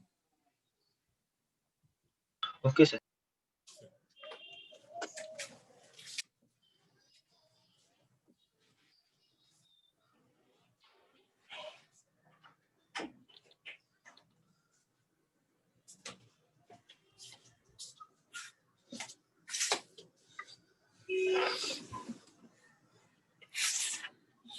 अच्छा, यहाँ जो रिएक्शन है मैं कुछ ऐसा इमेजिन कर सकता हूँ, देखो CH2 and let's say it is CH and it is CH and it is CH2, ये एक मॉलिक्यूल है। डू यू थिंक इसी का जो दूसरा मॉलिक्यूल होता वो ऐसा होता, और इसी का तीसरा मॉलिक्यूल एंड सो ऑन हम लोग पुट कर सकते हैं, है ना। तो डू यू थिंक पॉलीमराइज होते समय क्या हुआ है, ये शायद पाई बॉन्ड यहाँ शिफ्ट हुआ है, ये पाई बॉन्ड यहाँ शिफ्ट हुआ है, ये पाई बॉन्ड यहाँ शिफ्ट हुआ है, ये पाई बॉन्ड यहाँ शिफ्ट हुआ है, तो ही तो शायद मेरे पास ऐसा चेन बना होगा, ये CH2 and CH and double bond CH and CH2 and CH2 and CH and CH and CH2, है ना। और इसका रिपीटिंग यूनिट क्या हो जाता, ये, है ना। हाँ सर। Yes sir. हाँ सर। अच्छा चलो, अब मुझे पर मोल अगर चेक करना है इसमें, तो per mole delta H naught of reaction जो ऑलरेडी मुझे गिवन है कितना, -100 kilo calorie should be equal to, अगर मैं रिएक्टेंट देखूंगा तो उसमें कितने कार्बन कार्बन डबल बॉन्ड है, 2। हाँ sir. 2 carbon carbon double bond plus, do you think एक कार्बन कार्बन सिंगल बॉन्ड भी है रिएक्टेंट में? Yes sir. एंड प्लस कितने CH बॉन्ड है सब मिला के उसमें? 2। 6, अबे क्या था ना, 6 इसमें सर ऑफ CH बॉन्ड भी है बेटा, सब मिला के अच्छा ओके हाँ हाँ बॉन्ड एनर्जी ऑफ रिएक्टेंट, है ना। Yes sir. ये तो आ गया मेरे पास bond energy of reactant minus bond energy of product. Product में कितने कार्बन कार्बन डबल बॉन्ड है? 1। तो मेरे पास C डबल बॉन्ड C बस एक ही है, प्लस उसमें कितने कार्बन कार्बन सिंगल बॉन्ड है? 2। कितने कार्बन कार्बन सिंगल बॉन्ड है बेटा? 2 सर। 2। थोड़ा ख्याल रखना बेटा, जैसा मैं से भी अच्छा नहीं 3 4 होगा ना। 3 होंगे बेटा, 3 जैसा। डू यू थिंक इसके कोरस्पॉन्डिंग जितना ये था यही था ब्यूटाडाइन 1 मोल? हाँ सर। तो डू यू थिंक इसके 1 मोल के कोरस्पॉन्डिंग ये बॉन्ड है, ये बॉन्ड है, और फिर ये बॉन्ड भी तो काउंट करूंगा मैं इसका। अच्छा ओके हाँ हो जाएगा सर। वो आगे वाला क्यों नहीं काउंट कर रहा था फिर? हाँ सर वो आगे वाला भी वो तो बनेगा ही नहीं 1 मोल। आगे वाला तो दूसरे मॉलिक्यूल का है सा है यार, है ना। Okay sir. भाई ये वाला जो बॉन्ड है, ये वाला जो बॉन्ड है, ये मैं इमेजिन नहीं कर सकता हूँ कि भाई ये इस मॉलिक्यूल से आया है, देखो ऐसा, है ना। हाँ सर। हाँ सर। थोड़ा सारा कैच बस यही है क्वेश्चन में कि मुझे इसको 3 से मल्टीप्लाई करना पड़ेगा, एंड ये तो 6CH ही है बस। इतना समझ में आ रहा है वो 3 से क्यों मल्टीप्लाई किया है C सिंगल बॉन्ड C को? Yes sir. बस फिर क्वेश्चन हो गया आराम से। कैसे हुआ ये तो मस्त कैंसिल्ड आउट ही हो गया, है ना। तो यहां से मेरे पास जो इक्वेशन बनेगा उससे मुझे आंसर भी बता दो बेटा। C सिंगल बॉन्ड C का बॉन्ड एनर्जी कितना आ रहा है यहाँ से? 350। सी सिंगल बॉन्ड सी का जो बॉन्ड एनर्जी है, इसका बॉन्ड एनर्जी आ रहा है यहाँ कितना बेटा 350 ना, 350 हाँ। तो 350 किलो कैलोरी। देखो क्वेश्चन को समझो, उतना मुश्किल नहीं है। हाँ एकदम फर्स्ट स्टेप में जो 2 बार लिखा है C13 ब्यूटाडाइन का हाँ हाँ n मोल्स है बोल के, वो डिपिक्ट करने के लिए लिखा है ना? हाँ, मतलब n मोल होंगे तो ही तो पॉलीमर में जब बनेगा n रिपीटिंग यूनिट आएंगे बेटा उसके। हाँ सर।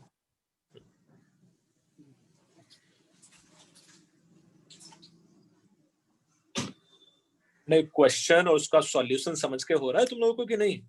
हाँ सर। ठीक है, लिख भी लिया क्वेश्चन पूरा? नहीं सर। नहीं सर, 2 मिनट। नहीं सर। लिख डालो जल्दी से।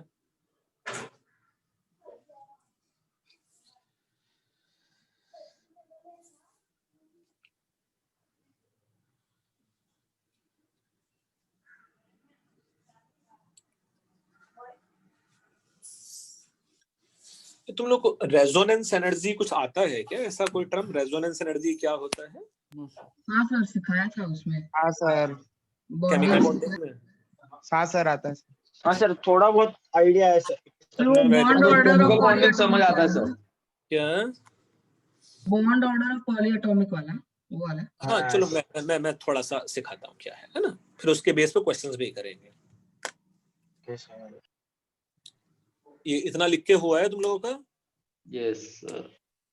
चलो, मैं before we do question number 8 थोड़ा सा रेजोनेंस एनर्जी ही क्या है वो समझ ले, क्योंकि 1-2 क्वेश्चन यहाँ रेजोनेंस एनर्जी से रिलेटेड भी हैं। फॉर एग्जाम्पल मैं सीधे बेंजीन का ही एग्जाम्पल समझा देता हूँ। बेंजीन जो C6H6 है, बेंजीन में कितने कार्बन कार्बन सिंगल बॉन्ड होते हैं और कितने कार्बन कार्बन डबल बॉन्ड होते हैं?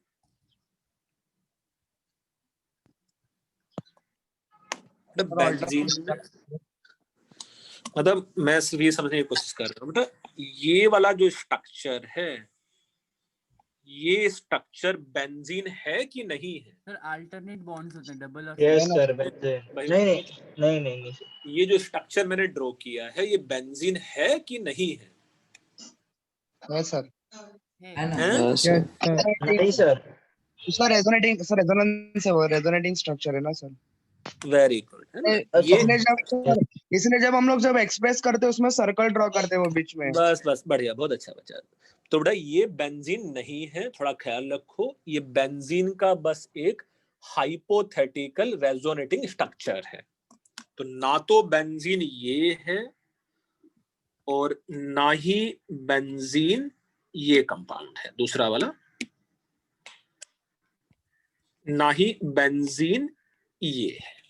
ये दोनों में से कोई बेंजीन नहीं है। बेंजीन एक्चुअली ये स्ट्रक्चर है where everywhere we have single bond or double bond and bond order is found to be 1.5, है ना? हाँ सर, ये सर ने बताया था, सबके पास सेम बॉन्ड ऑर्डर होता है। बिल्कुल। तो जो बेंजीन है, जो एक्चुअल स्ट्रक्चर है, वो तो येलो में जो ड्रॉ किया है वो है बेटा उसमें, है ना? थोड़ा और समझ लो फिर लिखना भी। So these two are known as resonating structure। Yes sir. और ये हाइपोथेटिकल होते हैं, है ना, वो एग्जिस्ट ही नहीं करते। सो दे आर हाइपोथेटिकल स्ट्रक्चर। ये जो स्ट्रक्चर है, जो बेंजीन जिसको मैं बोल रहा हूँ, it is resonance hybrid structure, और यही स्ट्रक्चर एक्चुअली एग्जिस्ट करता है ना? Actual structure of benzene. Sir हाँ बोलो सर। तो एक्चुअल में जो डबल बॉन्ड सिंगल बॉन्ड का है, they keep on changing constantly, that's why it's not fixed. ना, ऐसा कुछ नहीं है कीप ऑन चेंजिंग, होता ही नहीं भाई, वैसा होता ही नहीं है ना? ओके, ऐसा ही होता है। बेंजीन बस येलो वाला ही है, जहां बॉन्ड लेट्स से 1.5 बॉन्ड है, यू कैन से 1.5 बॉन्ड है। हाँ, उसको हम लोग नॉर्मल वैलेंस बॉन्ड थियरी से एक्सप्लेन नहीं कर सकते थे, इसलिए एक टर्म डिफाइन कर लिया कि भाई दोनों रेजोनेटिंग स्ट्रक्चर को एक दूसरे के ऊपर अगर लोग चिपका दें, है ना, तो बेंजीन बन जाएगा, है ना? बट वो हाइपोथेटिकल है, वो स्ट्रक्चर एग्जिस्ट ही नहीं करता। ओके। तो एक्चुअल में ये येलो में एग्जिस्ट करते हैं। बस एक्चुअली में बेंजीन बस येलो वाला ही कंपाउंड येलो वाला बेंजीन। ही है। Okay sir, yes sir. Now on this axis if you take energy, है ना, on this axis if you take energy, तो ये जो डिफरेंस है दोनों की स्टेबिलिटी में, है ना, यू नो, ये जो डिफरेंस होने वाला है दोनों की स्टेबिलिटी में, ये जो डिफरेंस है, this difference is known as resonance energy.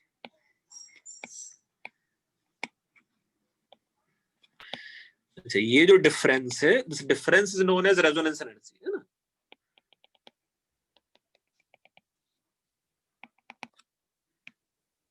ये समझ में आ रहा है?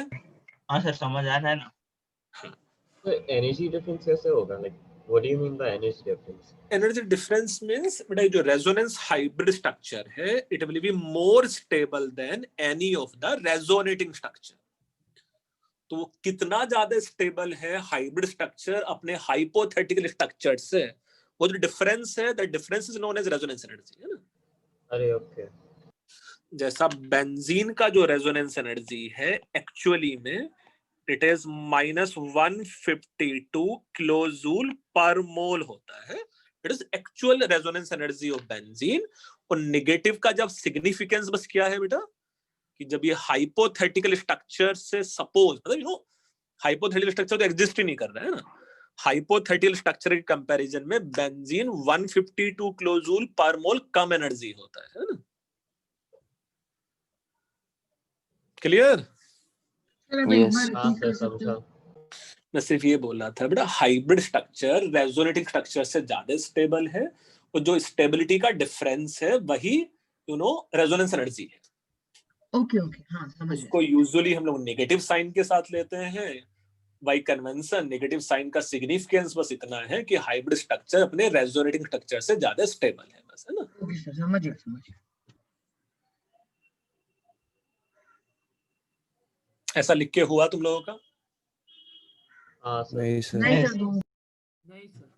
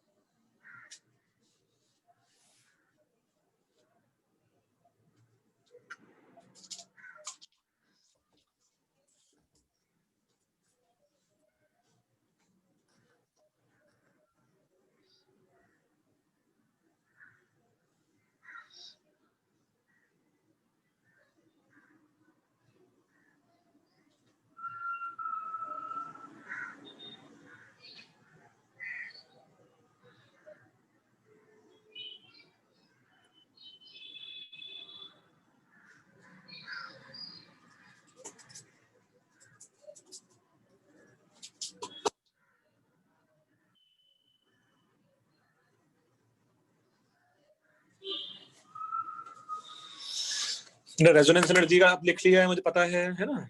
एक सेकंड। हाँ सर। ठीक। हाँ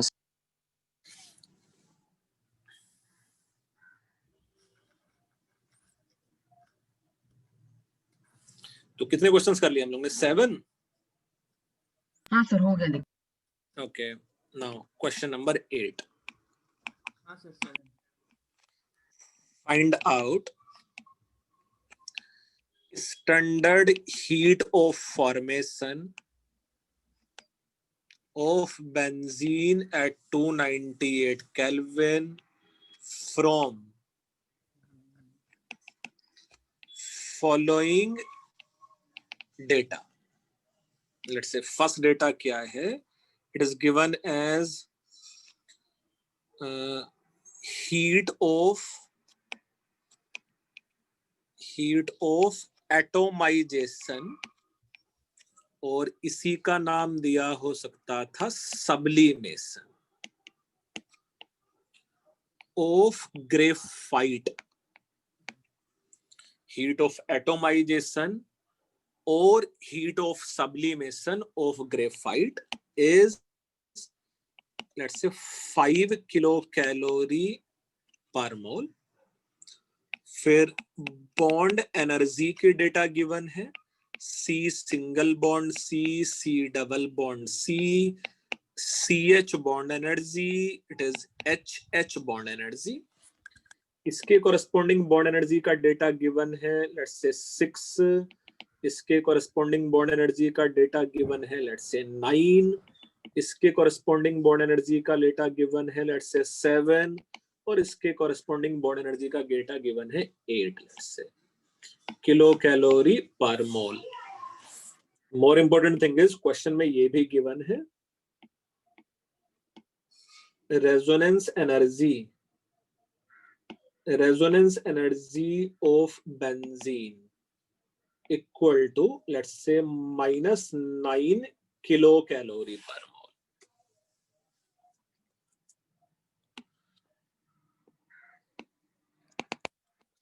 Suppose ये सारा डेटा गिवन है. Find out delta HF naught of benzene at 298 Kelvin from following data. तो heat of atomization or sublimation of graphite is 5 kilocalorie per mole है. यहाँ bond energy of carbon carbon single bond है, carbon carbon double bond है, CH bond है, HH bond है, and resonance energy of benzene भी given है -9 kilocalorie per mole.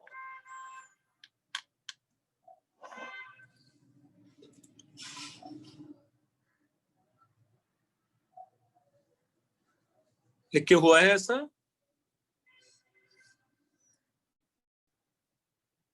Yes.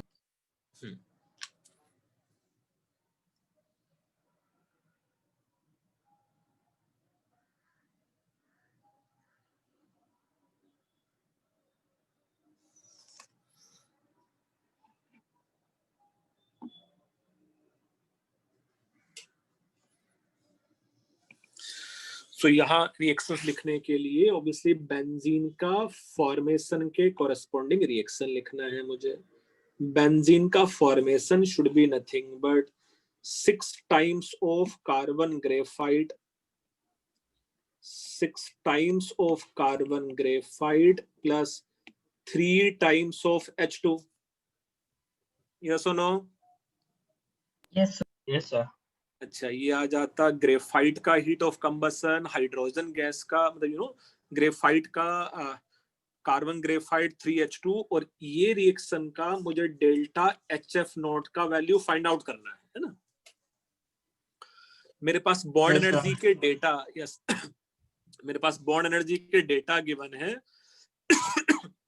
Depending on the data given मैं ऐसा इमेजिन कर सकता हूं कि पहले मैं एक हाइपोथेटिकल रेजोनेटिंग स्ट्रक्चर ड्रॉ कर लूं इसका. Yes sir.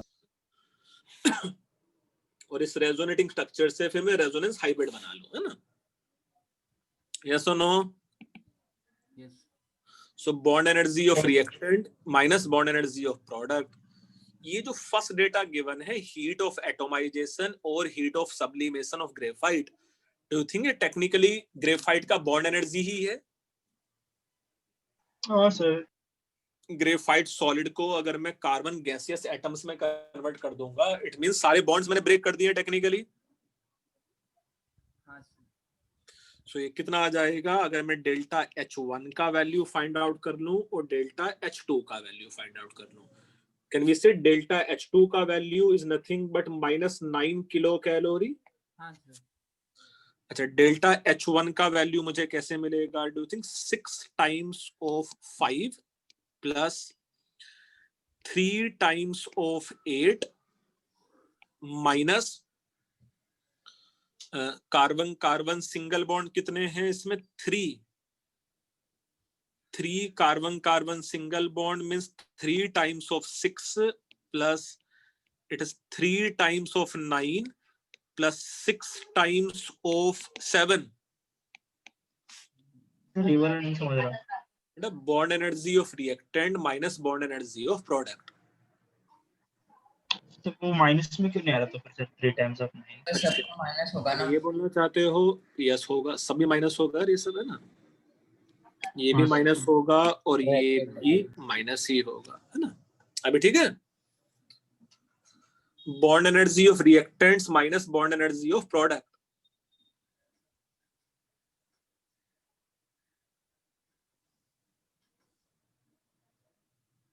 हाँ सर।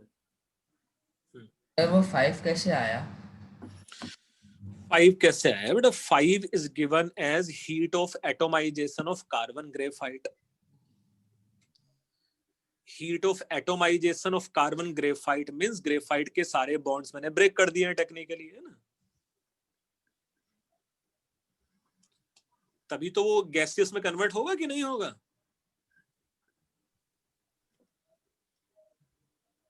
हाँ सर। कितना आ गया डेल्टा H1 का वैल्यू? -33. ये आ गया -33 किलो कैलोरी। मुझे डेल्टा H1 पता है, मुझे डेल्टा H2 का वैल्यू पता है, तो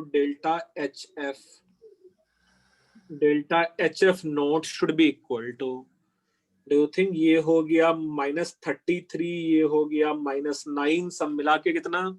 -42 -42 किलो कैलोरी। लिख के हुआ ऐसा? Yes.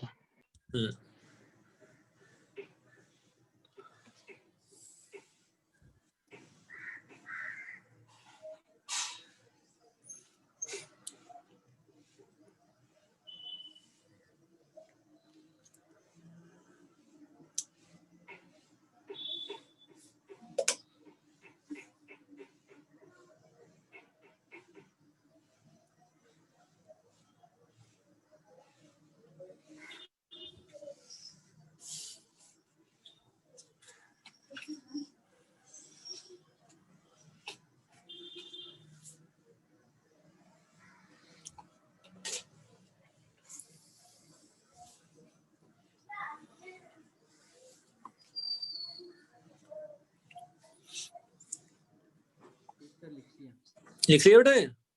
Yes sir. ये रेजोनेंस एनर्जी का कैसे यूज करना है वो समझ में आ रहा है कि नहीं? हाँ। ये सब बच्चों को? Next question, let's say question number 9।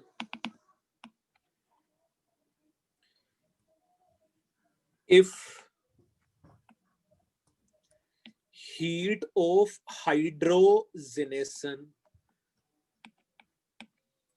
if heat of hydrogenation of, क्या कंपाउंड है बेटा ये कंपाउंड? नहीं पता। साइक्लोहेक्सीन बोल सकते हैं कि नहीं उसको? heat of hydrogenation of cyclohexene and benzene is, you know, it is -120 kilojoule and -208 kilojoule per mole respectively. Then find out resonance energy of benzene. अगर दो कंपाउंड्स हैं, दोनों कंपाउंड्स का हीट ऑफ हाइड्रोजनेशन गिवन है और मुझे resonance energy of benzene find out करना है। ये क्वेश्चन मैं करके दिखाता हूं, तो सेकंड क्वेश्चन तुम लोग ट्राई करना।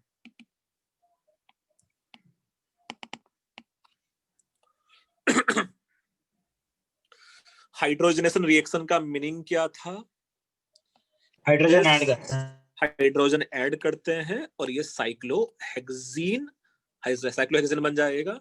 और लेट्स से ये डेल्टा H1 नोट है, ये डेटा गिवन है मुझे, it is given as -120 kilojoule per mole. दूसरा जो डेटा गिवन है मुझे, ये गिवन है benzene. Do you think benzene में अगर मैं 3H2 ऐड करूंगा तो साइक्लोहेक्सेन बनेगा? और इस रिएक्शन का भी डेल्टा H2 नोट का वैल्यू गिवन है -208 किलोजूल पर मोल। ये दो इंफॉर्मेशन तो मुझे गिवन ही है क्वेश्चन में, है ना? Let's say you can say ये रिएक्शन 1, ये रिएक्शन 2 और रिएक्शन 3। एक और लेट्स से मुझे रेजोनेंस एनर्जी ऑफ बेंजीन अगर फाइंड आउट करना है, तो डू यू थिंक क्या बना? क्या बेटा? 1 और 2 में प्रोडक्ट क्या बना? दोनों में ही साइक्लोहेक्सेन बनेगा ना बेटा, पाई बॉन्ड पे हाइड्रोजन जाके ऐड हो जाएगा, उसी को हाइड्रोजनेशन बोलते हैं। Yes sir. पर सर उसमें तो हम लोग के पास एक ही बॉन्ड है, उस तरह कैसे बना वो नहीं समझ रहा फर्स्ट वाले में सर। अरे फर्स्ट वाले में HH आके ऐड हो गया ना सर वो तो बेंजीन जैसे बनना चाहिए ना सर।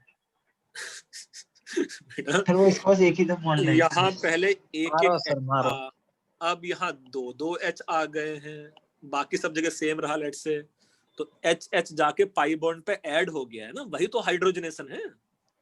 अच्छा ओके वैसा वाला।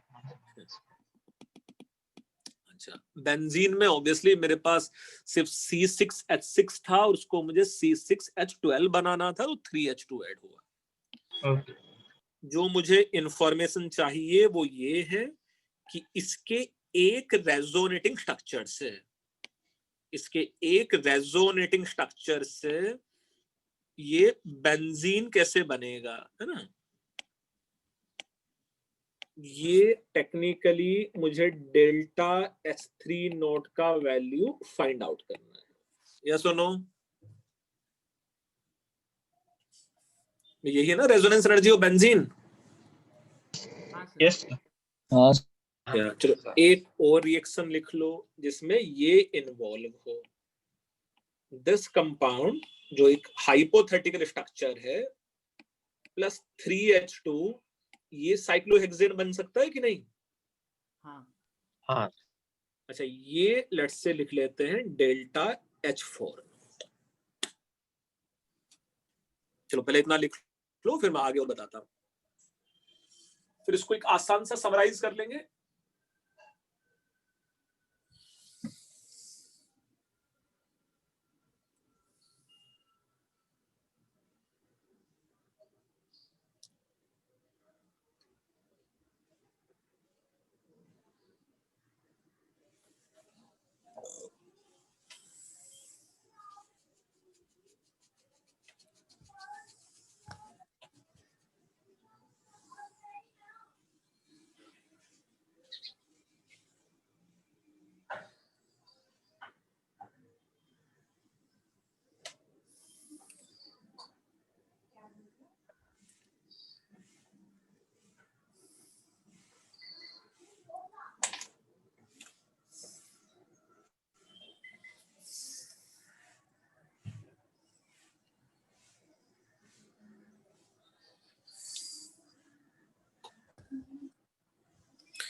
हमने चारों रिएक्शंस लिख लिए हैं ऐसे। सर लास्ट वाला बात। Yes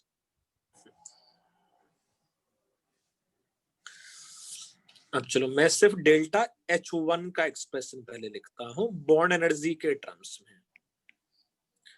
bond energy of reactant, बेटा डेल्टा H1 में कितने कार्बन कार्बन सिंगल बॉन्ड हैं?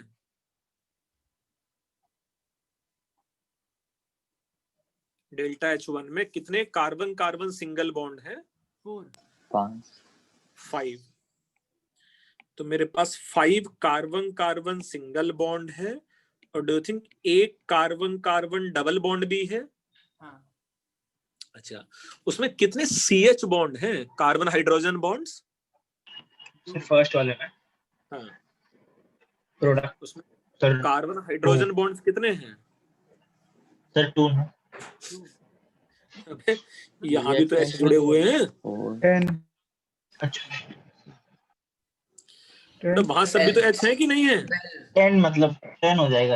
यहाँ है, यहाँ है, यहाँ है, एक यहाँ है, एक यहाँ है, तो यू नो 10 CH बॉन्ड है।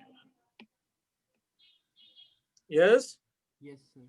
अच्छा, प्लस हाँ सर। एक मेरे पास HH बॉन्ड भी तो आया है वहां।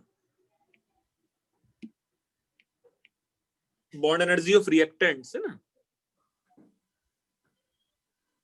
Minus bond energy of product. Product में मेरे पास 6 कार्बन कार्बन सिंगल बॉन्ड है और मेरे पास 12 CH बॉन्ड है। यस और नो? हाँ सर। यस चलो इसमें से बहुत कुछ तो कैंसल्ड आउट हो रहा है शायद। CH bond you know C single bond C कुछ कुछ शायद कैंसल्ड आउट हो रहा है, और ये जो डेल्टा H1 नोट का एक्सप्रेशन है, डेल्टा H1 नोट का जो एक्सप्रेशन है वो कितना बचेगा बेटा? बस C double bond minus C single मतलब बॉन्ड मेरे पास minus 2 C CH double bond bond C एक बच रहा है पक्का, minus C single bond minus C C single और बॉन्ड। मेरे पास एक H सिंगल बॉन्ड भी बच रहा है पक्का पक्का, है ना? हाँ सर। और ये आ जाता minus of CH bond C single bond minus C और single 2 bond CH C and हाँ minus sir. 2 times of CH bond, बस इतना ही बच रहा है कि नहीं? हाँ सर। हाँ सर। अच्छा, अब ऐसा ही एक्सप्रेशन डेल्टा H4 नोट का फाइंड आउट कर लो। डेल्टा H4 नोट में कितने कार्बन कार्बन डबल बॉन्ड है? सर किसमें डेल्टा H नॉट 3 हाँ sir 3 plus 3 3 carbon carbon single bond है हाँ plus 6 times of CH bond है और 3 टाइम्स हाँ ऑफ HH बॉन्ड है, बॉन्ड एनर्जी ऑफ रिएक्टेंट, हाँ minus bond energy of product. Product में तो एज इट इज यही है, 6 times of carbon carbon single bond plus 12 times of CH bond. इतना क्लियर है? यस सर अच्छा, अब जल्दी से मुझे बताओ ये सब मिला के कितना आ जाएगा? सर H0 1 का ट्रिपल। Very good. देखो ये सब बच्चों को ऐसा आ पा रहा है कि नहीं आ पा रहा है? ये 3 times of delta H1 yes note sir है। इसका मतलब ये बड़ा आसान हुआ बेटा, अगर एक पाई बॉन्ड का हाइड्रोजनेशन, एक पाई बॉन्ड का हाइड्रोजनेशन अगर -120 था, सो 3 पाई बॉन्ड का कितना हो जाता? -360 -360। और सपोज ये 3 था, अगर 2 पाई बॉन्ड होता तो कितना हो जाता? -240 -240 है ना, जितने पाई बॉन्ड का हम लोग हाइड्रोजन से करते हैं उससे मल्टीप्लाई हो जाता है सीधा सीधा। यस सर तो मेरे पास डेल्टा H4 नोट का वैल्यू मैं -360 किलोजूल पर मोल लिख सकता हूँ कि नहीं? हाँ सर। बस फिर मेरा क्वेश्चन हो गया। देखो अब अगर मुझे थर्ड रिएक्शन बनाना है, अगर मुझे थर्ड रिएक्शन बनाना है 2 और 4 की हेल्प से, अगर मुझे थर्ड रिएक्शन बनाना है 2 और 4 की हेल्प से, तो कैसे बनेगा? माइनस करना है सर माइनस कर सब्ट्रैक्ट देंगे करना है। दूसरे को हाँ इसको माइनस करना है, 3 को 4 को 2 को 4 से माइनस करना है 2 को 4 से माइनस करना है। तो इसको मैं ऐसा बोल सकता हूँ क्या? टेक्निकली ये 3 times of delta H1 note minus delta H2 note है। हाँ सर। कितना वैल्यू आ गया ये? सर ये एक्सप्लेन करेंगे एक बार? बेटा अगर मुझे थर्ड रिएक्शन 152 बनाना था, मुझे अगर हाँ थर्ड रिएक्शन बनाना था 2 और 4 से, हाँ तो 4 में से मुझे 2 को सब्ट्रैक्ट करना पड़ेगा। हाँ हाँ सर हाँ और डेल्टा H4 क्या है? 3 times of delta H1 note है। हाँ सर कितना आ गया ये आंसर? -152 -152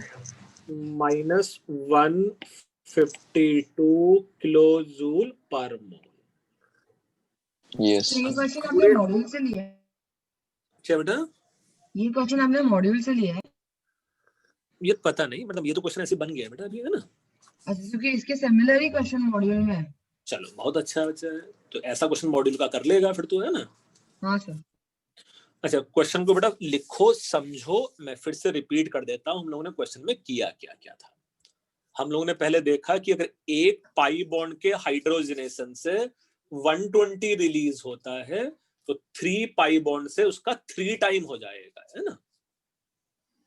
यस और नो?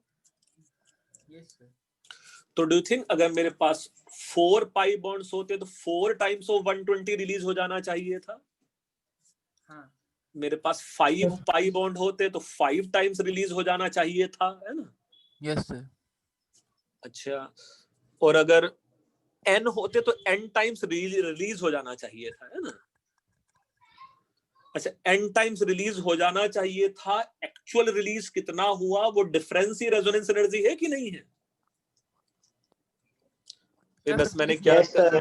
तो सर माइनस डेल्टा H2 वो होगा ना रेजोनेंस एनर्जी, मतलब 3 times of delta H1 minus delta H2, है ना? हाँ हाँ समझा। डेल्टा H1 का वैल्यू भी गिवन था और डेल्टा H2 का वैल्यू भी गिवन था तुझे। हाँ यस सर।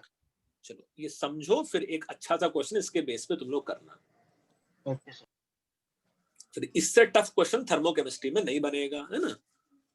हाँ, मतलब इससे टफ क्वेश्चन थर्मोकेमिस्ट्री में नहीं है ना? मजाक कर रहे हैं सर। वही तो। मैं सही बोलता हूँ? नहीं सर, बिलीव नहीं हम लोग सब लोग को, ऐसे ऐसी बोलते बात पे रहते हैं। बिलीव नहीं होता है। सर है सर, हाँ ऐसा है सर, आप बोल दो होता भी। अच्छा चलो, ये लिख के हो गया ये वाला क्वेश्चन पूरा? हाँ सर। हाँ हाँ सर। सर। एक और क्वेश्चन करना था हम लोगों को, let's say question number 10। If heat of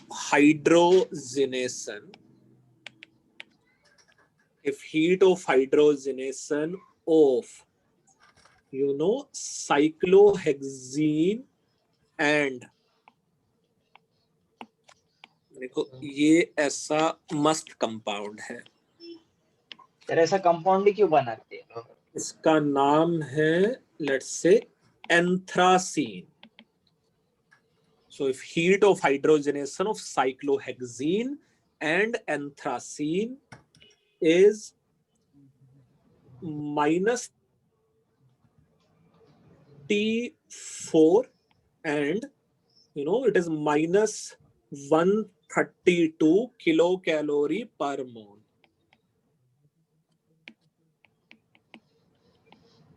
Find out, इसको मैं ऐसा लिख दूं, RE resonance energy.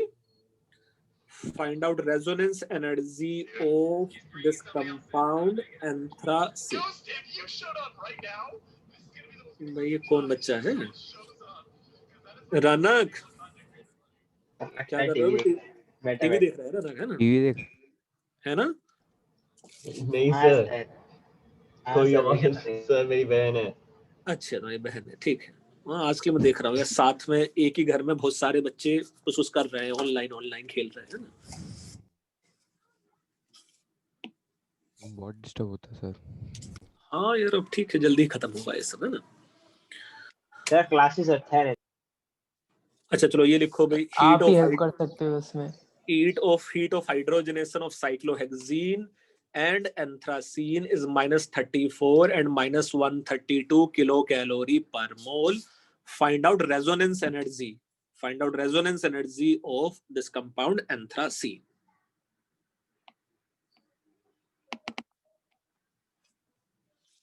ये समझना उतना मुश्किल सा नहीं है। अगर पहले ये चेक करो, एंथ्रासीन में कितने कार्बन कार्बन पाई बॉन्ड होंगे रेजोनेटिंग स्ट्रक्चर में, उसके एक रेजोनेटिंग स्ट्रक्चर में कितने कार्बन कार्बन पाई बॉन्ड होंगे बेटा? यहाँ तुम लोग को alternate carbon carbon double bond बनाना है।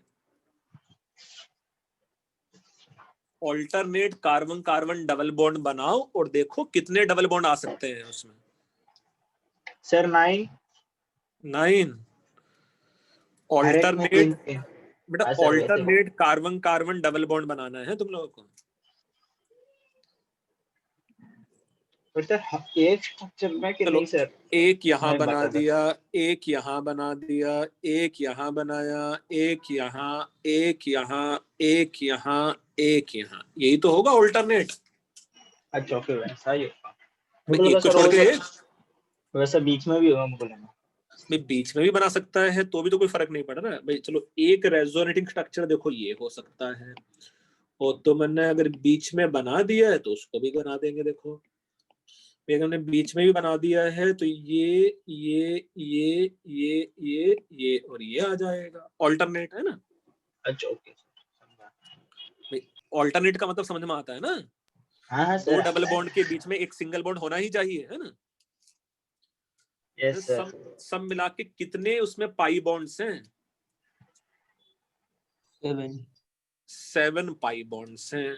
So can we simply say resonance energy of, let's say, this compound anthracene should be equal to, बेटा अगर -34 एक पाई बॉन्ड का हाइड्रोजनेशन है तो 7 का कितना हो जाना चाहिए था? Do you think 7 times of -34 हो जाना चाहिए था? Yes. हाँ Yes, sir. है कितना एक्चुअली में? बस -132. 132. सो डू थिंक सीधे सीधे बस यही रेजोनेंस एनर्जी आ जाएगा? बेटा उसमें भी तो वही किया था हमने। बेंजीन के केस के लिए मैंने 3 से मल्टीप्लाई कर दिया था एक पाई बॉन्ड को, और था कितना उसको मैंने सब्ट्रैक्ट कर दिया था। इससे पहले वाले केस में, बेंजीन वाले केस में तो वही किया था हम लोगों ने, उसको 3 से मल्टीप्लाई किया था एक वाले को, और एक्चुअली में कितना है उसको सब्ट्रैक्ट कर दिया था। सर -106 कितना आ रहा? -106 है। हाँ so sir. comes out to be -106 kilo calorie per mole. Is it clear? हाँ सर। हाँ सर।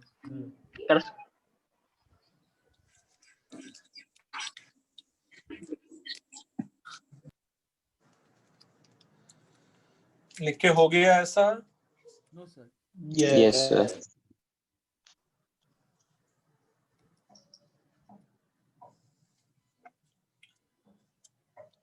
हाँ सर। नहीं सर, एक मिनट।